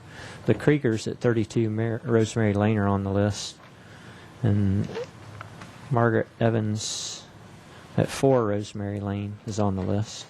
So I think we put the notices in the mail. I'm not sure what happened to them after that. Well, unfortunately, sometimes that does happen. Things get lost in the mail, and the city has a record of who got the mailing, and it's done based upon some formula of 300 feet based upon the size of the house or the scope of the project. So there was notification that was done by the city, and so I just wanted to address that comment. With that, I will bring it back to the full board for questions of the applicant. Mr. Chair or Mr. Vice Chair? Mr. Vice Chair is fine. Thank you, Bernie. I would just like to ask a question, if I may.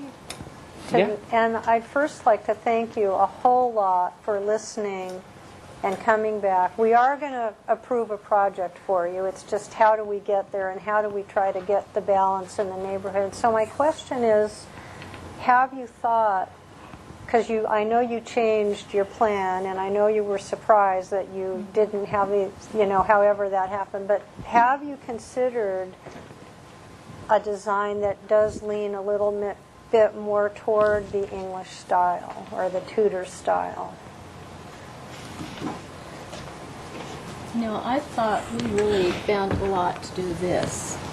I had a budget in mind when I purchased this home, and I can only go so far.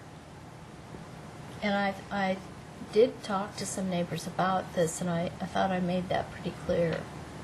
And I'm just not sure that I want to go any farther, to be honest. And I thought I made that pretty clear to the neighbors. I can't go on hiring Don to make plan after plan. And I made that pretty clear here, and basically told him not to do too much on the front side because I'm not willing to keep paying for plan after plan when the neighbors just keep saying, well, that's not what we want. Thank you. As I said last time, I had no idea it was going to be like this when I bought that piece of property. Thank you. Other questions? No questions? We'll jump to comments. Oh. Don, is this a new structure that you're having on the elevation? I'm looking at the photos and I'm having... There is an existing door that goes to the lower level here, and you're going to put a new retaining wall around that? Or well, I was planning on a wing wall to come out to cover the trash. There is no trash. The trash now is in the driveway, and I don't know if it's in any of these photographs or not, but there's 3 or 4 bins that are out in the driveway in clear view of all the neighbors all the time. We want to have a trash enclosure here, but equally as important is the fact that in 1968 the seismic requirements, as we all know, were diametrically opposed to what they are now, and I wanted to introduce a shear wall, be it block or some other material that would tie back into this garage opening and the second floor that's currently above there to stabilize this seismically. Okay. Glenn? Mr. Vice Chair. Questions on materials. It looks like we got stucco, and one of my questions, because that is the predominant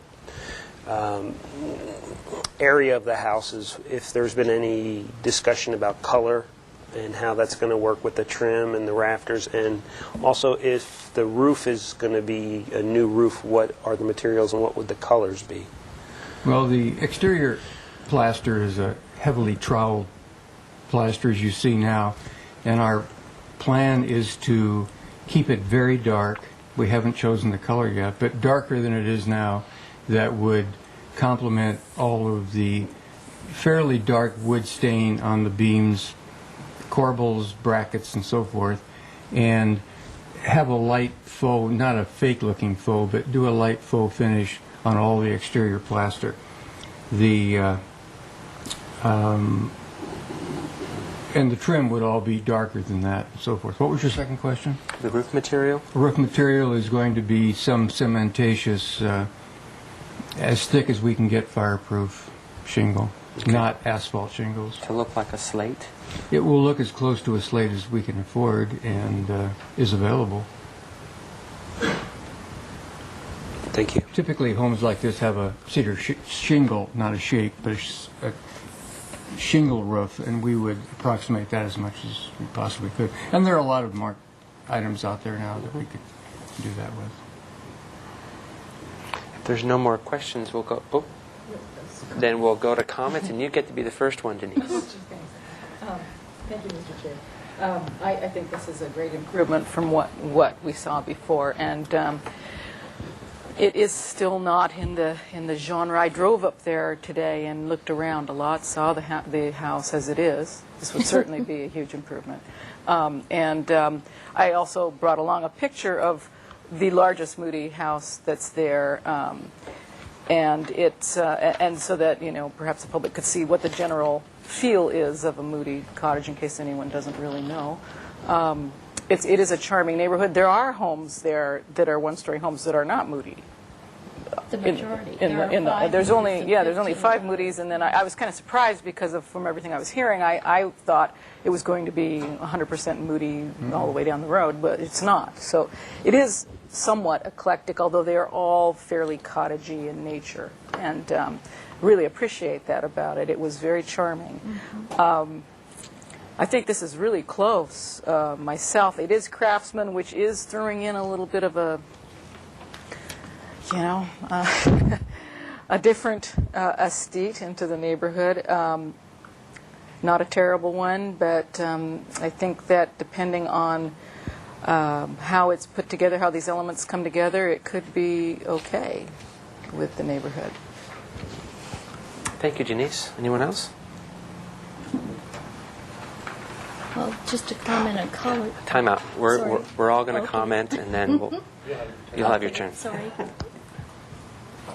Mr. Vice Chair, I would echo Denise's comments. I think this has gone a tremendous distance. And with this addition gable roof projecting through the front, I actually think it breaks up the scale of that roof as well, and has a little bit of that cottage feel starting to be introduced. There are a couple elements that I think still could be enhanced some. One is obviously the garage door's not drawn in, and I think that's one element that could be brought in to help the character of the front of the house. And also at the front entry, there may be a possibility, just a suggestion, to look at some of the stone that's introduced on the back maybe to bring that into the front and break up the mass of that plaster on the front.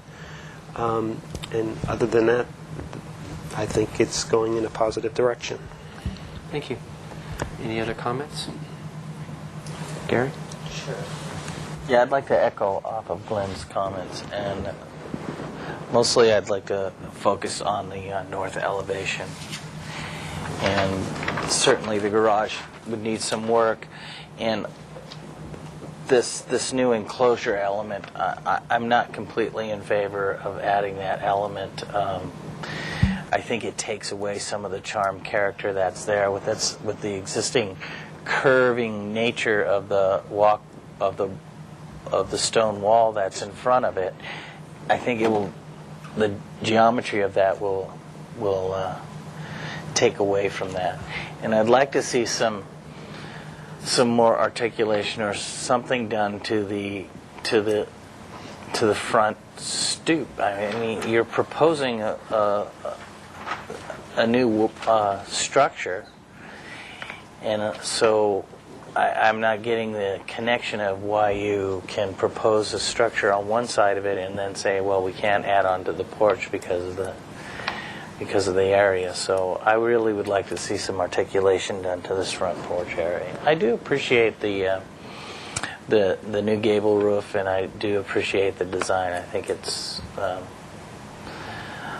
definitely in the direction that we want to go.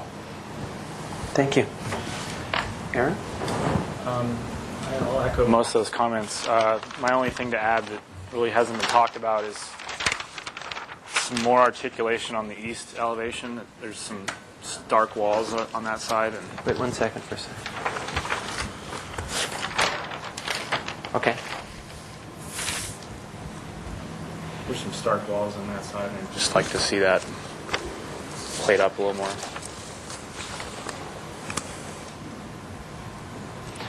Bernie, do you have any comments? Yes, thank you. Yeah, once again, I would like to thank the applicant. And maybe you don't know, but you know, the process, the way that this thing works is it's typical for people to come back 3 times, 2 or 3 times. So we're sending a positive message, and I think I agree with pretty much everything that people are saying, is that we really like how you've been able to modify things, and I think if you can just enhance it a little bit more with some of the comments that people are making to make it a little bit more compatible, I think the next time we see you we'll be on our way. Thank you. Denise, one more item? Yes, if I may. Mr. Chair, one of the things that's going to be really critical, of course, and that I really noticed in the charming neighborhood is, of course, the landscaping. I mean, once this is nestled in with say, cottagey type plants, and even craftsman type plants, they were very similar, the plantings that would go with both.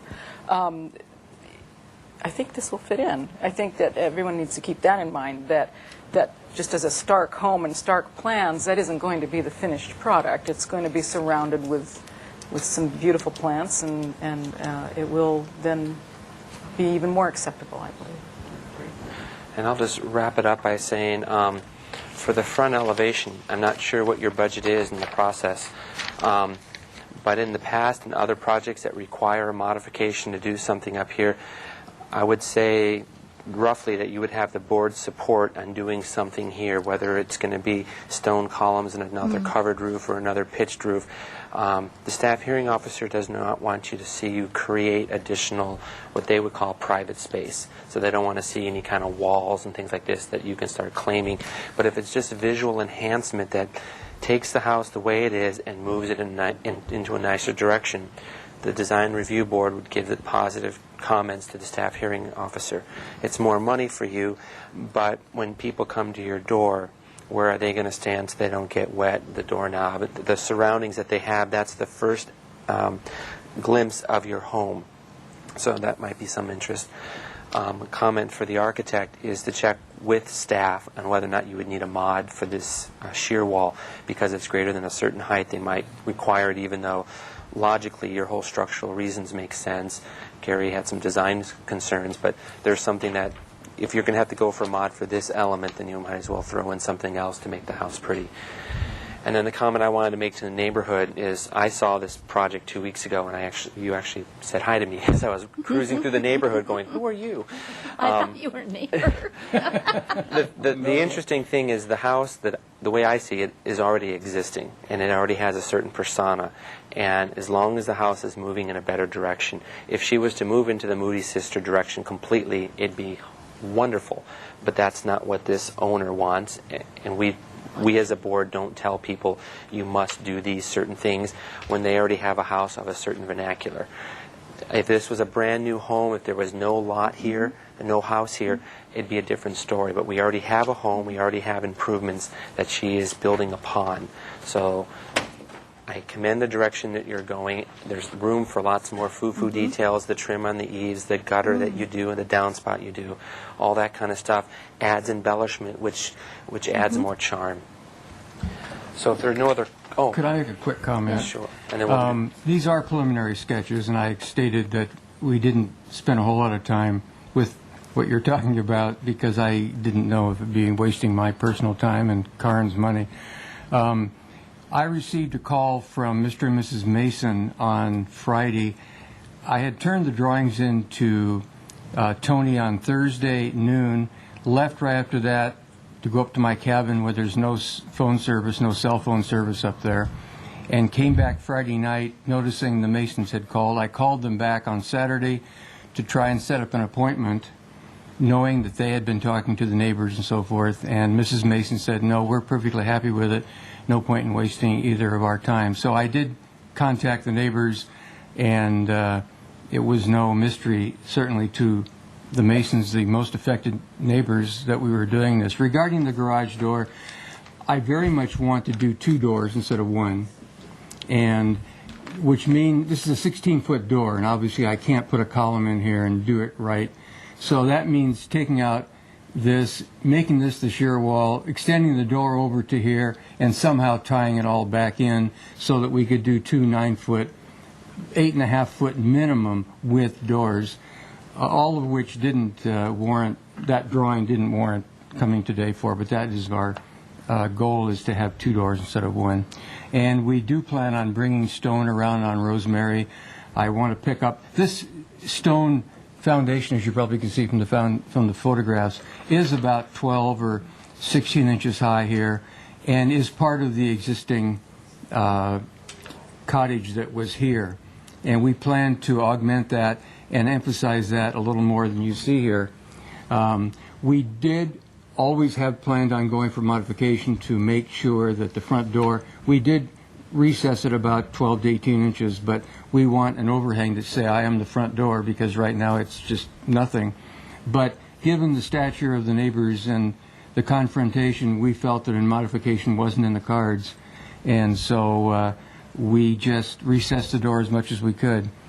And the east elevation does have some additional windows that, again, it's if you look at the, I do have a photograph of the east elevation. I don't see it out here, but we are going to break that up.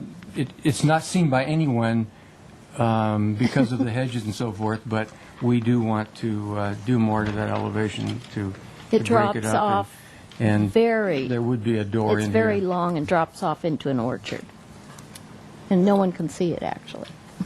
One more quick comment before we go here. We understand there's a parking problem on Rosemary and Abigail. There's no question about that. There's a cul-de-sac out here that is large enough to have some guest parking, and they would walk to Mrs. Pick's front door here. We had initially thought about having 2 guest parking spots right here that would be a turnaround for the garage door to come out frontwards, because you can't see much of anything as you're navigating through these hedges, and Mrs. Pick loves the hedges. However, the neighbor that lives right here has major concerns about having 2 cars parked here, and so we are not going to provide the guest parking or any backup space here because of their concerns. It requires a retaining wall that probably gets to about 6 or 7 feet down the lower end because it's dropping off here. We are not going to provide any guest parking spaces here, and the guests will have to park where they have historically parked. Thank you for that comment. I would just add that because this is in the front yard setback, we wouldn't allow you to have parking in there to begin with, and that when going through it, we would evaluate whether or not it was necessary to have that as a turnaround to Well, get it's in and very unsafe for me to back out, so that was the other out. reason. But the idea was dropped. We won't look at that. Okay. So let me wrap up this with, let me float a motion, have you people listen on and get a first and a second. The first comment is the board is appreciative of the direction the project is going. We'd like to see some further enhancement in the craftsman detailing, including taking the stone, adding the stone to the front elevation. We would like to see some additional detailing at the garage door and at the front entry. Suggestion included a covered porch that would require staff modification, but the board would like to see what solutions you might come up with. And that the board would like to see some additional plantings and detailing of the east elevation, which is this side elevation. One applicant made one comment. Excuse me, plantings? Someone mentioned about landscaping or the detailing along the east elevation. Because it's a fruit orchard. Fruit orchard. Let's just make let's let the motion stay what it says, and you come back with a photograph addressing the issue. One of the members of the board made reference to the east elevation needing some additional design and suggested plantings. And I'll let you, if they're there, they're there. Come back with the information. Yeah, it's just a big fruit orchard.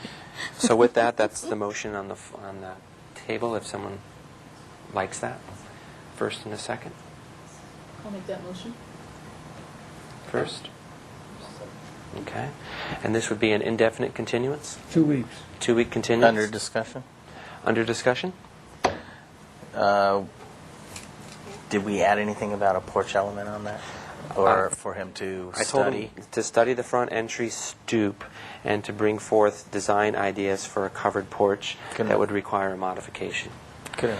And I would add something to the applicant as well as to the general public, the neighborhood.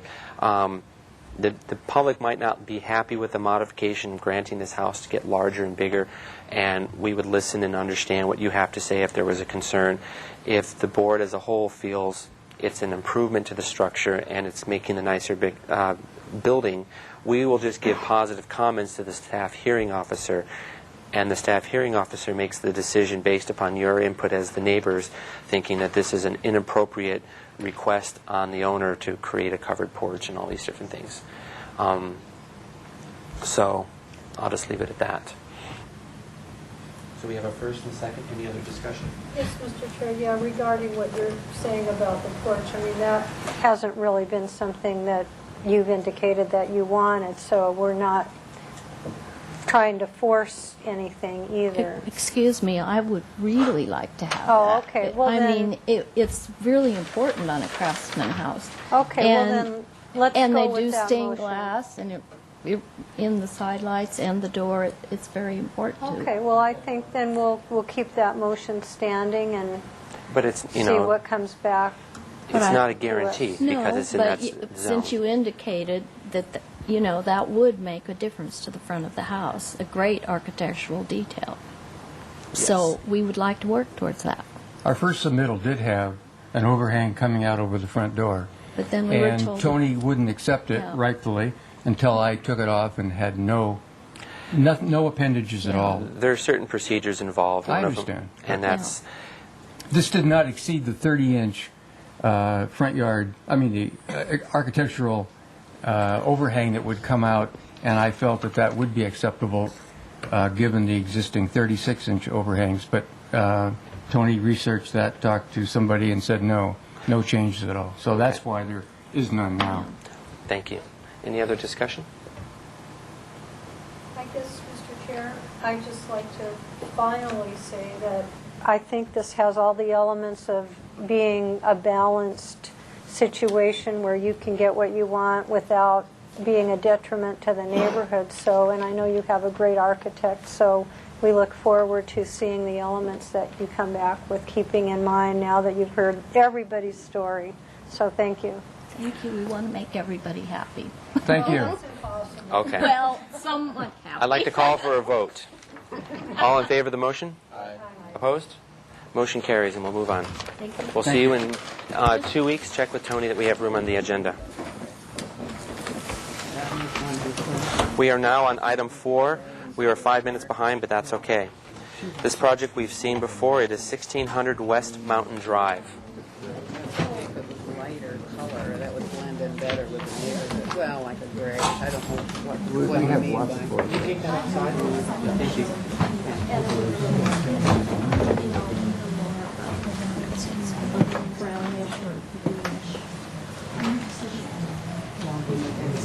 Okay. Good afternoon. Meeting that we'll be reading from. Do you want to introduce yourself while we're waiting? Sure. I'm Laura Bridley. I'm the planning consultant for Mr. Gardner, the owner, and this is Bruce Beesman Simmons on my left and Harry Fowler from Penfield and Smith. Hello.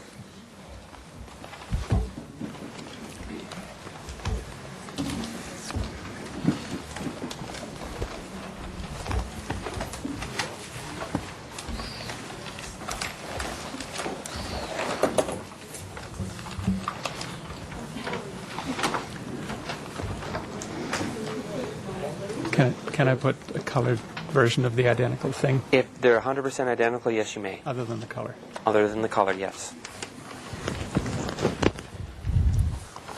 And the set from last time is underneath in case we need to refer to it. Okay. Let's go through the minutes.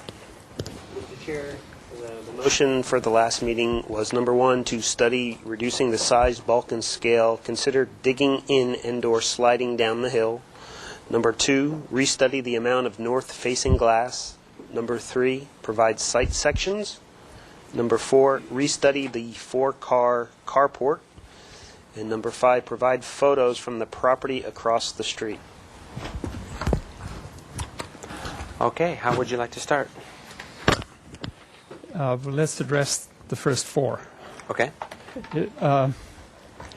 We have moved the building 10 feet further down the slope in that direction. And the bulk and size have also been reduced. I need you to prod my memory. What's number 2? Well, 2 were the north glazing. North glazing glass has been substantially reduced.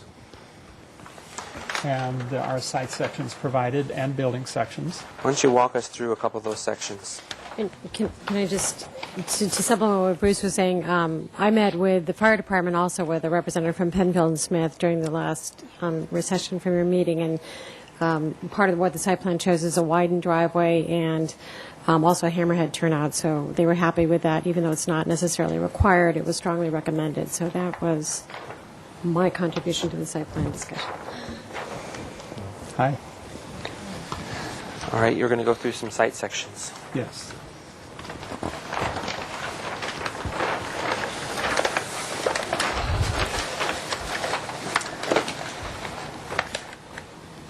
The lower part of this drawing, I have to find the X here.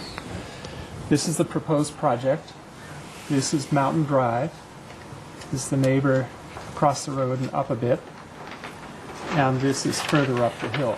I can cross-reference these on the site plan. That's fine. These are a couple of building sections. This is north-south. This is running up the hill, very similar to that one, and this is east-west across the slope. Okay. So you can see the carport, the main level, and the loft. Great. Okay. That's the extent of the loft is fairly small because when we shrank the building, we're running out of headroom. And then the carport. What was the comment about reducing the size of the carport from 4 cars to something else, or study? Yes. We did look at it. The owner would very much like to keep the 4 spaces. My mandate is to provide 3,000 square feet on the main level, flat. He's getting older, doesn't want a whole lot of stairs on a regular basis. Yes, this has stairs, but he would like 3,000. So even if we reduce the number of cars down below, it wouldn't change the footprint of the building. Okay. Because in a way, this is what's dictating it. So Mr. Gardner would like to keep the 3,000 square feet and the 4 cars. The parking space below the building is essentially not visible from the street. Neither especially once the vegetation thickens up again following this recent fire. It's not visible from east, west, or south from any other lot. So the size of this carport is not perceivable to anybody other than people standing right in front of it on private property. Do you have photographs from the existing house? No, I forgot to do that. I just didn't catch that. So. All right. But I can tell you that the owner actually spoke with the owner across the street a couple days ago. They ran into each other and they talked about it, and I don't think there's as much concern as there was a few meetings ago. Can you just quickly go through the elevation sheets, and then we'll certainly be done with your presentation.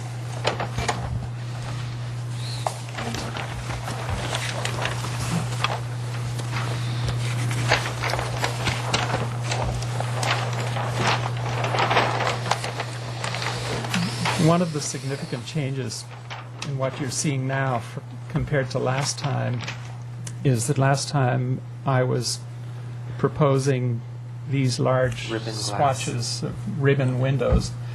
And instead of doing that, you can see over here how we made the books a little bit smaller, and the windows are in the gaps between the edges of the books. This over here. And in addition, I do have a few places where I'm cutting windows into the sides of the pages of the books. Never have a penetration through any of the spines.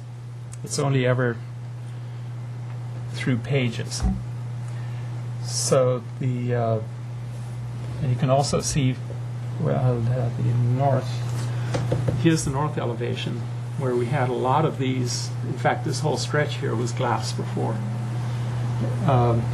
So it's around the main doors and in this odd triangular space through here and through there. Really substantially reduced. Thank you. Any other thing you want to point out? Yeah, I would just like to point out some of these numbers in the reduction. The building itself, the enclosed area was 5,250 square feet. We're down around 5%. We've reduced it by about 5%. The garage parking area was 1,450 square feet, and we're down now to 872 square feet. So it's almost 600 square feet less. So it's all of those points we've addressed in one way or another. And Mr. Chair, can I just, one other thing is that we have applied for a modification to allow the carport to be greater than 750 square feet, and also to allow more than 750 square feet of accessory space on the entire property, because Mr. Gardner already had a previously approved modification for studio unit, well, the studio, gardener's shed, and also a pool house, and he doesn't. The shed at the gardening studio actually remained after the fire. The pool house was mostly demolished, but he doesn't want to demolish it fully yet. Right, that. And he also, the only part that's remaining from his existing house, or his pre-existing house, is the garage, which he wants to retain. So we're going to convert that to storage space. And we've talked to staff about the potential to support that, and it seems reasonable given the 18-acre site. So that application has been filed, and action on that is hoped for on April 7th. But I know your board needs to make specific comments regarding those modifications. And the specific comments are only going to be pertaining to two mods, which is the carport and the accessory space, or do we have to make some comments about the garage use? That's being enveloped in the accessory space total for the whole. So you need us to make comments on 3 points? Well, Or just no, two? just two. The Okay. four-car carport and the total amount of Carports accessory and the space. existing garage. Thank you. If you have any questions, I'd be happy to. First thing I'm going to do is open up public comment, and then I'm going to go to staff. Actually, staff is first. No, it doesn't matter. Does staff want to go first? I don't have any staff comment, but I do have a public comment letter. Then let's go to public comment. Can we have you Do we step aside? You guys can stay, but we need that chair open. We have Ken Radke is our first speaker.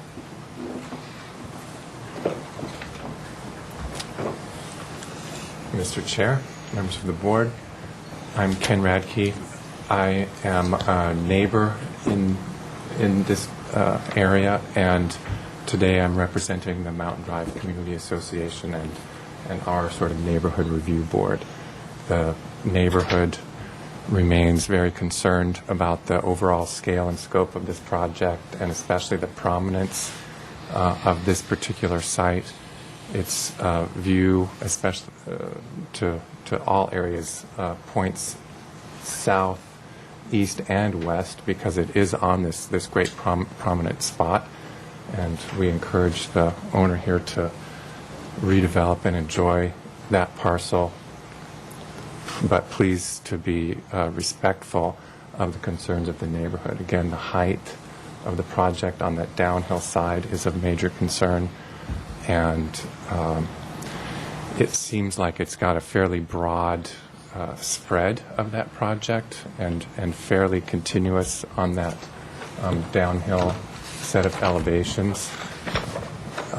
The breaking up of that seems like a good thing, but having it be variegated and perhaps seeking colors that are somehow native to this area, the landscape and the topography, again, to help it be a little bit more blending in. Those are all things that the Mountain Drive community would encourage.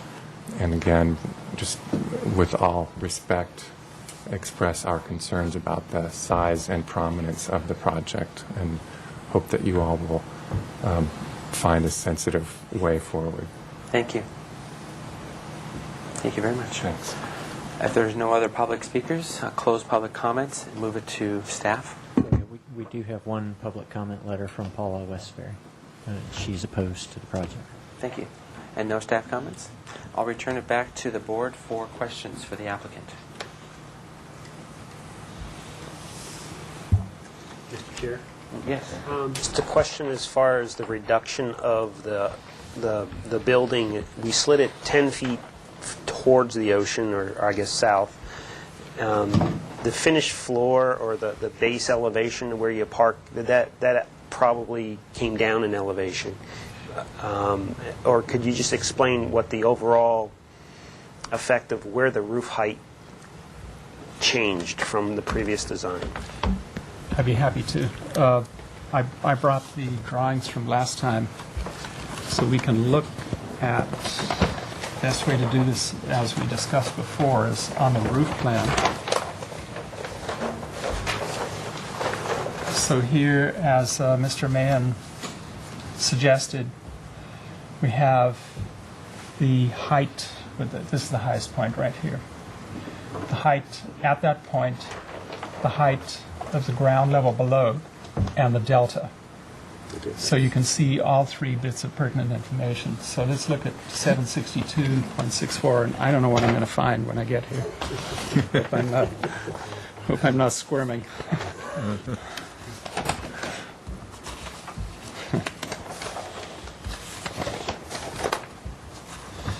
Main level, two more roof plan. 762.33. So that one actually went up a third of a foot. 761. This one is similar. What I did was I actually shrank it from the bottom and slid it down the slope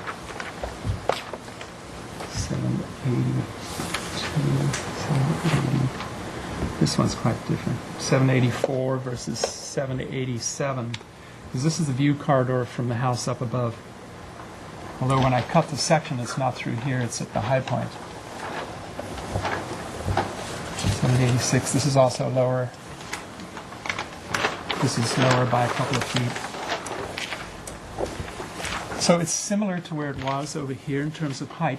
It's quite a bit lower here from here on over. And again, the section through this, it's roughly 45 feet, eye level of people here, roughly 45 feet above our highest point of our roof. It's sort of 4.5 stories. Any other questions for the applicant?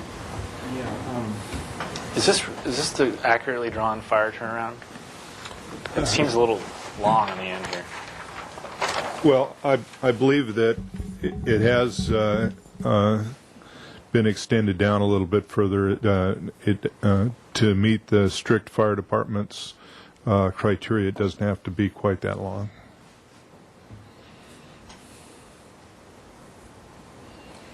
Another question? It's certainly something we can check and give you a precise answer on.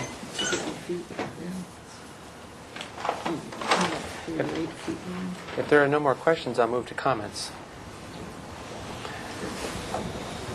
Gary, I'll start with you at this end.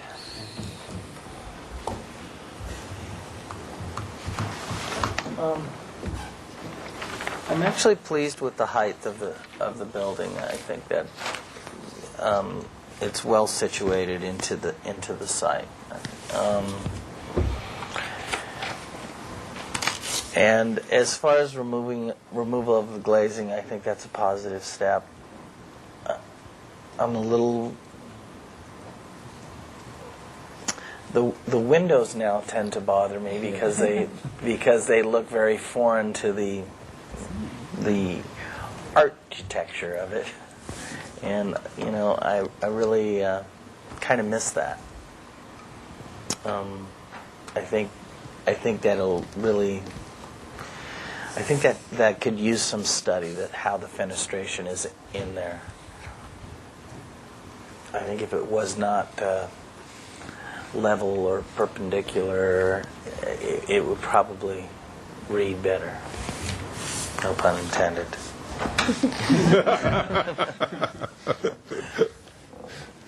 Thank you. You want to go, Glenn? Or go ahead. Aaron? Gary just hit my point. Perfect. Denise? Yeah, it hit my point too. And I can see the difficulty in this with a straight window, but the building is at an angle. I preferred the prior design actually, where if there was some fenestration, that it was a strip that went along that, along with the book. Basically the same comment. Okay. Bernie? You've gone right for my weak spot. That's the goal. Glenn, or shall I go? Well, I was going to say the same thing about the windows, but I think you can actually have a hybrid of the two, because some of them you did follow the pages, but then you had too much window. And now you've got these rectangular windows when the books are at an angle, so something's funky. I don't know what Klaus Oldenburg would have done, but take a look at something, because you're doing a piece of sculpture, and that solution needs to get resolved. And if that's your only comment today, you're doing fine. And I guess I would say I don't have a comment. I don't have a concern with the extension of this hammerhead area, because we walk the area. It's already existing grading-wise, so there's not excessive amount of grading to make this happen. So that's not a concern. And as for the modification comments about the carport and the accessible storage, not an issue here. And from my perspective, I can give positive comments to the staff hearing officer on that. You're up. Thank you, Mr. Vice Chair. I was kind of waiting for some other people's comments on the bulk and mass feel of the project. We talked about the height, and whether that felt good. Gary commented that he thought it was well situated. And mostly, I'm kind of curious because that's some of the comments that came from the public was that it felt too big, or it was just too much square footage or too massive in feel. So I wanted to make sure that the public got enough feedback back that they understood the position of the board. I guess I'll follow that on by saying when the board made the decision after we walked the site to say that this home as a sculptural piece isn't going to be significant because of the size of the whole parcel, then I kind of let go of the overall size, bulk, and scale, and the creativity of the architecture became a more governing factor than the fact that it was 4,000 or 5,000 square feet, because so much of it was pushed down, and you're not seeing a lot of it prominent from the street. And then what we do see is basically going to be a postcard that we sell on State Street. So that's how I view this as a piece of sculpture, and I'm putting a lot of pressure on you to create something, and the pressure comes in on how you do the binding and how you do, all these other issues. But the overall mass bulk scale, I'm not sensing as an issue because of the parcel is so huge. Mr. Chair, I've sort of been waiting too, because I'm really struggling with this one for balancing out, obviously, the architectural innovation and all that goes along with, their right to do this and their desire to do that, but also it is very large, and we did ask them to reduce it, which I know they did to a degree, but I'm really torn. I don't know if I could approve it in this present state, or maybe with a lot of landscaping, maybe I could feel that it blended in more. I'm also concerned about what type of precedent are we going to be setting for the developing neighborhood if we allow this statement. Mr. Chair, I just want to commend you for saying that, because those are valid points. So, Bernie, I think a lot of that could be solved with color. We haven't really talked about color yet. I personally feel it's a little on the bright side. Maybe it's an earthy red. Well, it's actually copper. It said. Yeah. Oh, that's We'd copper. like to do it with copper. I thought that was red paint. Okay. It's Prismacolor okay. Tuscan red. So it is. We'd like to use natural colors, all non-combustible on the exterior. No surprise there, I'm sure. And your comment about the fire turnaround not being an issue grade-wise, I understand that, but our aim as a board and our guidelines is to reduce the amount of paving, and I just feel that's excessive if it's not required by the fire department. Well, certainly I think that we could reduce the length of that without jeopardizing the fire department's access. And it was, as we pointed out, that the hammerhead turnaround at that location really technically isn't required by the fire department, but widening the road and adding that made them more comfortable with the whole situation. And so we're happy to do that. And that alignment follows an existing dirt road that kind of goes down that way. So. Now, I may have goofed in this because I made my drawings directly off their hammerhead standards, and it didn't scale off your drawings. Oh. So we may have a discrepancy in our drawings. We will check it. The other point I'd like to make is that we're proposing all of this hardscape as being porous, which will go partway to address the concern for hardscape and runoff and all of the problems associated with that. I mean, it's so easy to do. I'd like to wrap this up in 5 minutes. I'm sorry. The one comment about porous, check out with transportation if they will allow that, because usually the gravel driveways get gravel on the roads and they don't approve of that. There would probably be porous pavers. Or porous pavers, okay. So any other comments? And let's wrap this up. And if not, I've got some notes written down here. Are you going to the staff hearing officer next? April 7th. So this is going to be an indefinite continuance to the staff hearing officer with the following comments. I was the only board member who commented about the size of the garage as well as the accessory structure. Is everyone else on the board satisfied or comfortable with with having a garage that's greater than 750 square feet, and then making this an accessory space. People understand that? Okay, so the board is in support, or the board is comfortable with the size of the carport and the necessity of a modification for that size, and the board understands the need for the accessory space modification as well. The board would like the applicant to study the windows on all 4 elevations. The board would like the applicant to come back with some color and material studies, just maybe bring smaller pieces so that we can start looking at, to get an understanding of what's being proposed. And the applicant should study the amount of paving as well as the fire department hammerhead requirements. And that is all. First and a second, and then any other additional comments. First. Second. Discussion?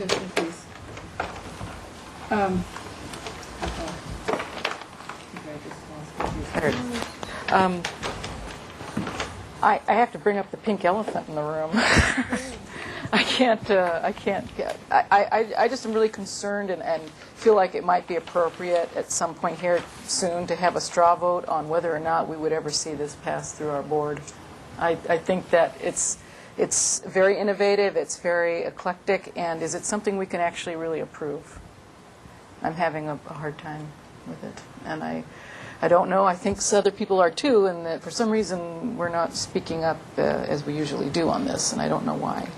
So I'm just bringing that forward under discussion, because I don't see that I would hate to see them go down this road too much further if they're not going to get approved in the end. Straw. Did you do that last time? I want to look at the previous minutes, because I do believe at the last meeting that was the direction we gave the applicant, and at the last meeting we should have told them that we weren't going to be supportive of this project and this concept, because that was the challenge. The first time it came to us, we all scratched our head a bunch. Then we went to the job site and we did a site visit. We walked around and we saw his homes, his lifestyle, and where it was going basically in that gully with the trees and things. And then we came back at that meeting, or maybe another one, and we said, as a board, we're okay with it. One of the things that I know we do believe in as a board is that if something unusual in this nature, which I love eclectic and artful things, and but it's I think we have a standard that might be a little higher for projects like this, that it's going to have to stand up to some very, very exquisite design. And I would like to point out to the architect what she just said about the standards, and so these windows, that was your weak point, but you know what? That's got to work. Yep. In order to make this architecture work, these details can't look hokey. And so that's where the pressure is going to be on for you, and that's where you can hold his feet to the fire. Ooh. Yes, and Bernie. also one last comment, maybe to your motion, is I just feel that we did direct them size, bulk, and scale, and I don't feel that we have enough back in that regard in order to be compatible with the direction of the new buildings in the neighborhood, and especially because this one is going to stand out no matter whatever its size is. So if it's way overbuilt for the neighborhood, I don't think I could support it. Okay, with that, that's a valid point in the sense that we asked the applicant to reduce the size of the home. He came back with these numbers versus the previous numbers, so he was able to show to us that the house did reduce about It's 838 square feet. Right, well, I'm just... No, time out. This is for all of us. So based upon that reduction, is that significant enough for the board? And so that would be a straw vote, and if it's not significant, the board would like to see further reduction. Does that sound reasonable? So with that, the straw vote is, has the applicant reduced enough in the size, bulk, and scale of the structure? And it's either a yes, he's reduced enough, or no, we would like to see him reduce more. So has the applicant reduced enough, and we're satisfied with the overall size of the home? Those in favor? So that's 2, that's 3. And opposed? Okay. So it's a mixed, and Let me just say something here. Okay. See if I can sway anybody's. The thing about this particular one is how it's built into the hillside, and it's 24 foot high, and that is with the flat. I thought it was 24 foot high. It varies. And that is a very important point, that how this is perceived from anybody else. You can't see it from the hillside. We're looking at a lot of other hillside design. We're looking at real tall buildings, lots of understory. This parking is in the understory. So I think this one right here, size, bulk, and scale, the way it's dug into the hill, that's how we want to see them. I agree with that. However, there's still a portion of the building that's above the finished surface of Mountain Drive. So he'd have my vote if it wasn't for that. So let's just add a section to the motion that says some board members are not satisfied with the overall with the overall size, bulk, and scale, and look for further reduction. And we'll leave it at that. So who was the first on the motion and the second? Are you folks okay with that addition? Okay. Is there any other discussion? And thank you for mentioning it. These are important things to have on the record as discussions. Just one more question. One more. I didn't understand was, do we get to see what the garage is, or is it our... The garage is an existing structure, and when they build this building, I guess he already has an accessory structure on the property, and he's going to maintain the existing garage as another accessory. So now we'll have too many accessory structures, and that's one of his mods that he's requesting. Okay. So when we visited the pool and the house that was burnt down, then the garage was... It was already right existing. there. Okay. Yeah. That's okay. Right near where the van parked. So with that, this is going to be going to the staff hearing officer to get the modifications resolved. Then it'll be coming back to our board for the next round of architectural review.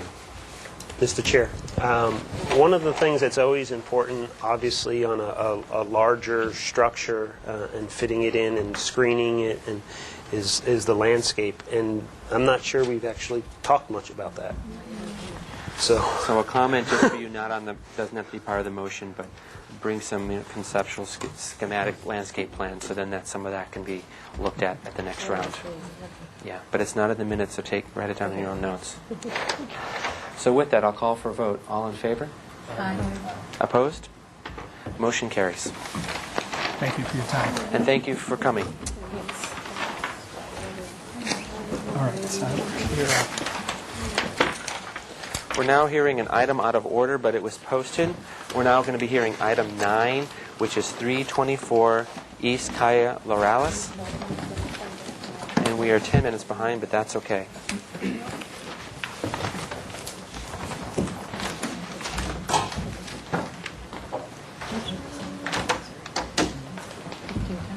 This project is a new item, so I will read the project description, and if there's an error, please bring it to my attention. This is a proposal for a new 291 square foot second story and an 89 square foot first floor addition, a 39 square foot storage addition, and a 71 square foot garage addition to a one-car attached garage, a 54 square foot balcony, and a complete remodel of an existing one-story single-family residence. The proposed total of 1,551 square feet is 54% of the maximum FAR. The only thing I hear that is a little bit of an error is a complete remodel of the existing structure. What we're doing is... Okay. Name for the record, site photos, because I did not get a chance to visit this site. Okay. My name's Eric Swinemson. Thank you. And with you? Greg Chittick. I'm the homeowner. Thank you.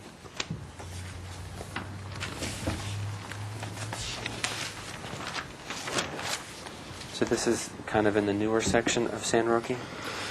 It's 4 lots or so down from Foothill Road on the east side of the upper part of the East Calle Lorales. Okay. I don't know if that's newer or... It's built in the early 1950s. Well, it's not the historical charming stuff Right. of San Roque. Right, exactly. Okay. So back to the comment, I just want to clarify that the existing house we're really trying to leave alone except for the roof pitch and the entry gable we're adding for reasons I'll get into. But the interior of the house and the roof of the existing house essentially is going to remain the same. It's a little bit complicated, but... And the garage here is an existing single-car garage, and it's going to remain as a single car? It is. So the addition that you're doing is 50% of the existing house? It's under by a half a square foot. No, I understand. This is one of the main challenges we were up against right away. The owner has a family. It's a two-bedroom house. They have 2 children.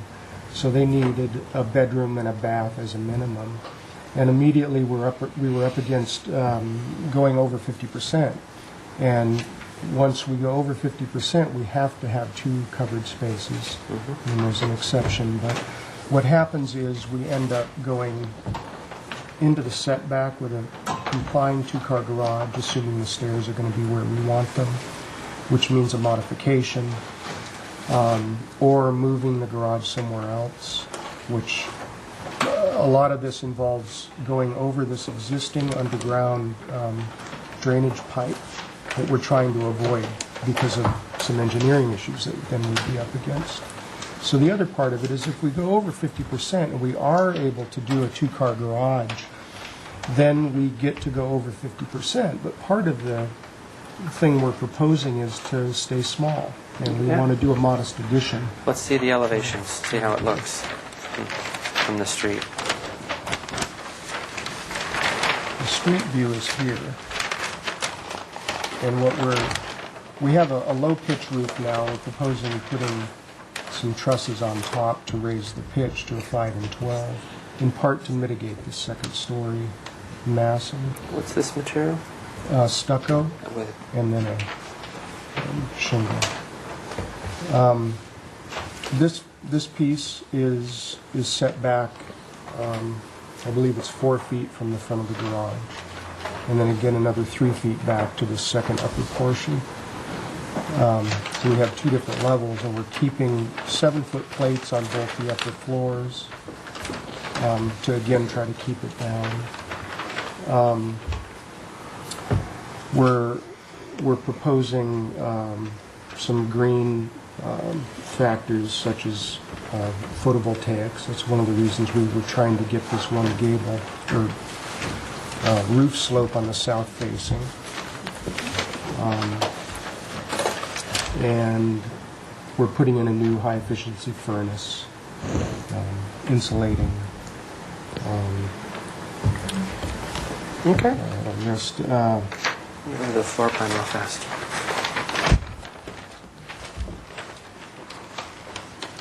This is the existing garage line. We're bumping it over just to get the compliant 1-car space and still get the stairs. Downstairs we're adding this dining nook because we don't have any dining area now. And then upstairs, bedroom and baths. So this is like a little pot shelf. This isn't a real balcony. Right. And this is a 7-foot plate here? Correct. And what was the plate on this portion? Also 7 feet.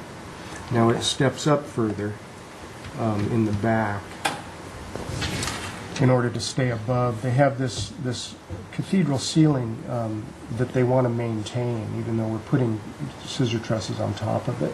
They want to maintain this, and we're going to run that pitch through this nook. So we needed to be slightly higher in the back part of this. So that's why it steps up a little further. Okay. If that makes sense. If that's all, I will close, or I will open public comment at this point. Anyone from the general public wishing to comment on this project? Seeing no one, I will close public comment, return it to staff. We have a public comment letter from Paula Westbury in opposition. Thank you. No staff comments. No staff comments. I missed it. I couldn't hear. It's Paula Westbury. She follows us on the TV and gives us her input every once in a while. Okay. I will return to the board for questions.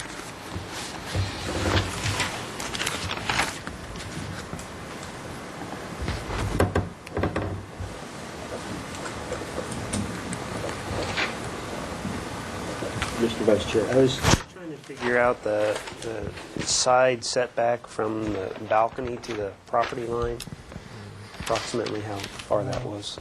The balcony is here, it's 11.2 to the garage. I think it's about 14 feet to the property line. And this is a garage. I mean, you can see in the photos there's a window, but it is a garage. I think there's a kitchen here, but there's no windows. So that you'll know we're not looking into anyone's house. And then the other thing, maybe I missed it, this is a new gable over the front entry that we're enhancing the front door, I guess. Yes. Okay. Exactly. Thank you.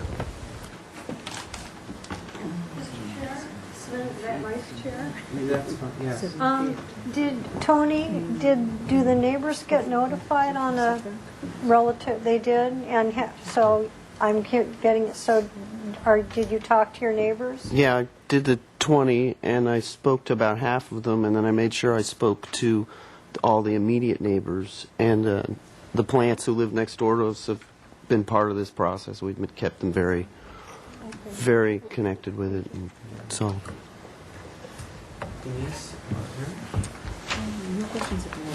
I have a question. Yeah. Well, I don't really understand this pot shelf, or whatever you call it, in the front. I'm wondering what's the idea behind that. Yeah.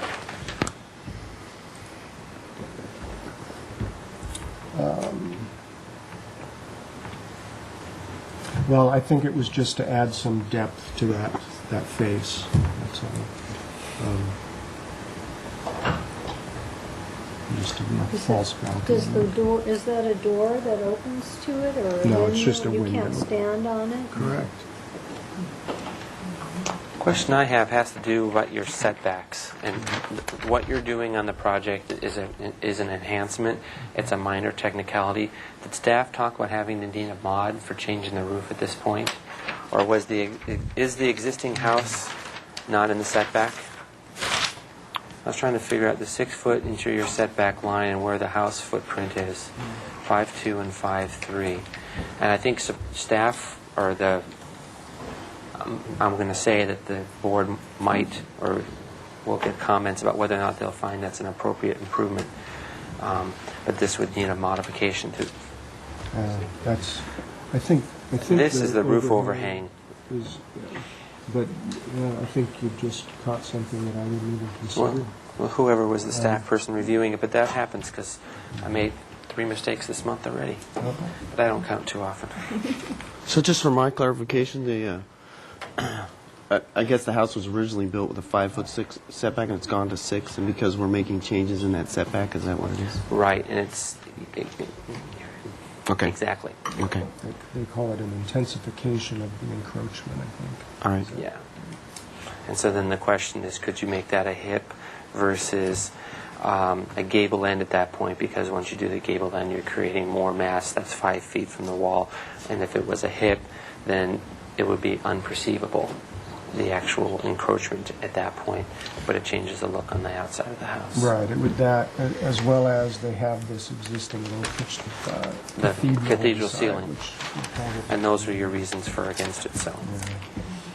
Yeah, and just to clarify, we wanted to change the pitch partly for aesthetics, but also the house gets really hot in the summer, the insulation, because there's essentially no insulation existing. So that would enable us to increase the efficiency of the house and bring in some I ducting don't think and that stuff. we should ask the board members. I myself personally don't have a problem with it. Okay. And it's a procedural step that you have to go through. Okay. But I want to bring it up to the other board members. Are you aware along this, we call this the north property line, that the existing house is 5 feet from the property line and the setback is 6 feet? And so by increasing the roof pitch at that portion of the house, he's going to have to request a mod. And I just want to make sure that enough board members understand it so that we can give him positive comments so he can go to the staff hearing officer if they intend to go that direction. Paul, does that have anything to do with the solar ordinance or anything? He will have to verify the solar ordinance as well, but it's a single-story house, so it shouldn't be an issue. We've done that. Yeah. It's close, but we got it. So Mr. Chair? Yes. Well, is there any kind of change to the house on that end? Yes, he's taking a flat, He is like a taking- 2 and 12 okay. roof pitch and going 5 and 12. I see, okay. And he was Didn't also realize bringing that. the eave forward. The overhang forward. Any other comments from any other board members?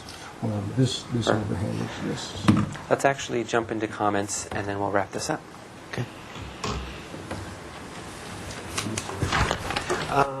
Generally, I think it's a favorable project. I am a little bit uncomfortable with this rear elevation and the way the side is integrated with this cantilever. It looks like there's cantilevers on two sides, and I would be in favor of a poster or some sort of support method there. And then the other, and maybe even a question, is just to verify that those steps and that garage door work together.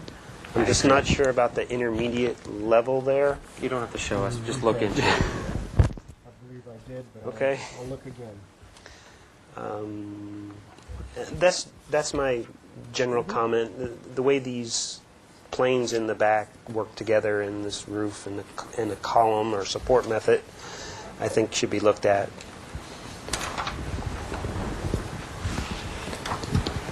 Gary? Yeah, I would agree with Glenn. I have concerns about this double cantilever area here with the decking and the side here. So I'm really not in favor of that rear elevation, and I think it could use some study, whether it's posting or whether it's bringing some other. I think it needs further study. Probably this needs some further study, the little Juilliard balcony, or I'm in great favor of the porch addition.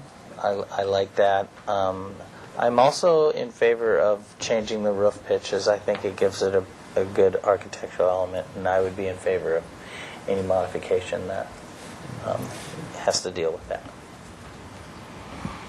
Thank you. Yes, Denise. I agree with Gary, Gary's comments, and also wanted to point out that the balcony in the back is encroaching a little bit too close to our, it's a couple feet, but maybe pulling it back might help that elevation on the east. What's The goal is 15. It's a guideline, and it's listed as a guideline because some people come in at 13 and 12 for certain reasons, like, and some people come in greater than that. Okay. So the guideline is 15 feet at the balcony, and there's some architectural enhancements that need to happen at this corner. Right. So you can address all that at that time. Bernie? Thank you. Just when the applicant came before us and he said, no, it wasn't going to be a complete remodel, so I'm just wondering, are you going to be redoing all the windows? And if so, we'd just like to know what type they are. I'll just put a note to bring additional information on the exterior fenestration and things. Okay. Fine. Thank you. Mr. Chair? Yeah. Just kind of a clarification point of that modification subject we just talked about. Is that something that is going to occur, so we're only giving comments? We're only going to give comments and return it back to full board. And if you choose to go that route, if you choose to change your design and you don't need a mod anymore, then you just come back to full board with a solution that doesn't require a mod. Okay. But the board is in positive support of what you're doing here. So it's just a technical hoops, and you have to go to see Roxanne, and she has to give staff a comments as well. Okay. So with that, I have let me craft a motion and see how this goes. Please listen in. The first one is the board understands that a modification is going to be necessary at the north elevation for increasing the roof pitch and is in support of that mod because it enhances the architectural character of the house from the street. Second item is the board would like the applicant to study the rear elevation, in particular the double cantilever at the balcony and how the balcony interacts with the roof pitch. The board is appreciates the front porch that's being added to the house and would like some further design detailing the next time the applicant comes. The board would like to see additional design information pertaining to the window selection, as well as colors and roofing materials and staining of the wood. And the last item is for the front elevation over the garage, the applicant to study the pot shelf and the roof.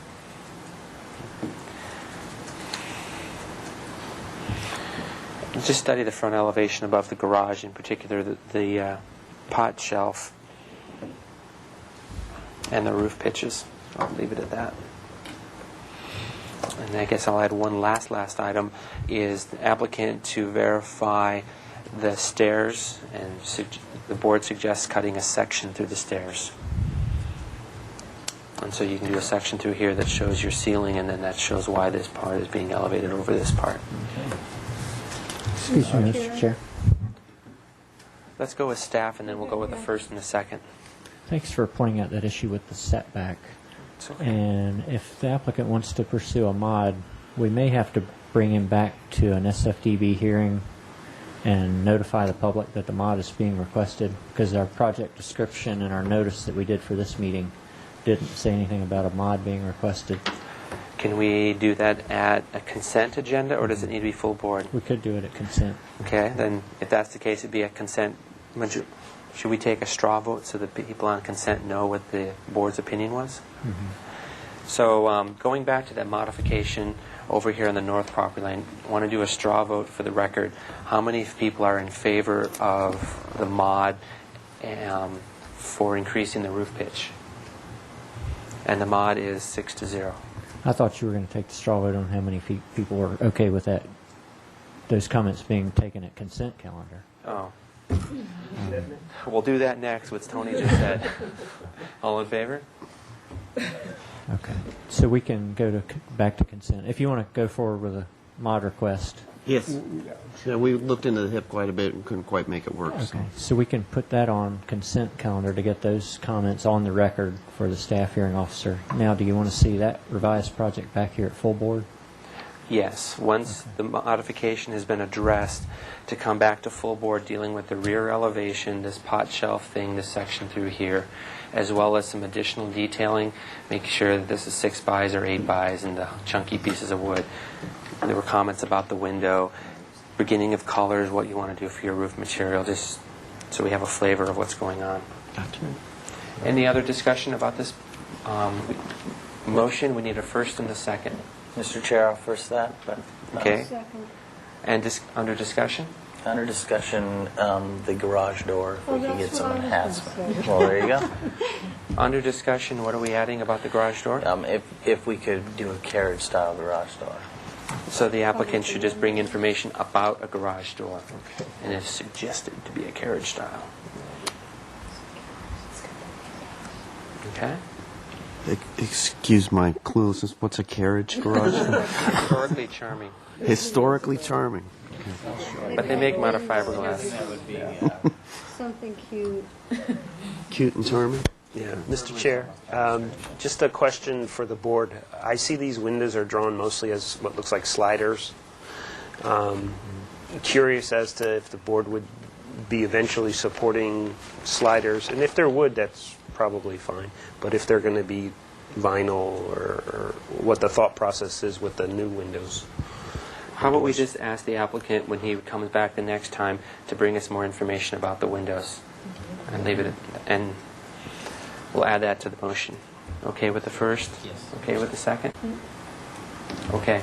All in favor of the motion as stated? Aye. Opposed? Motion carries. Thank you. Thank you. Thank you for understanding how the process works.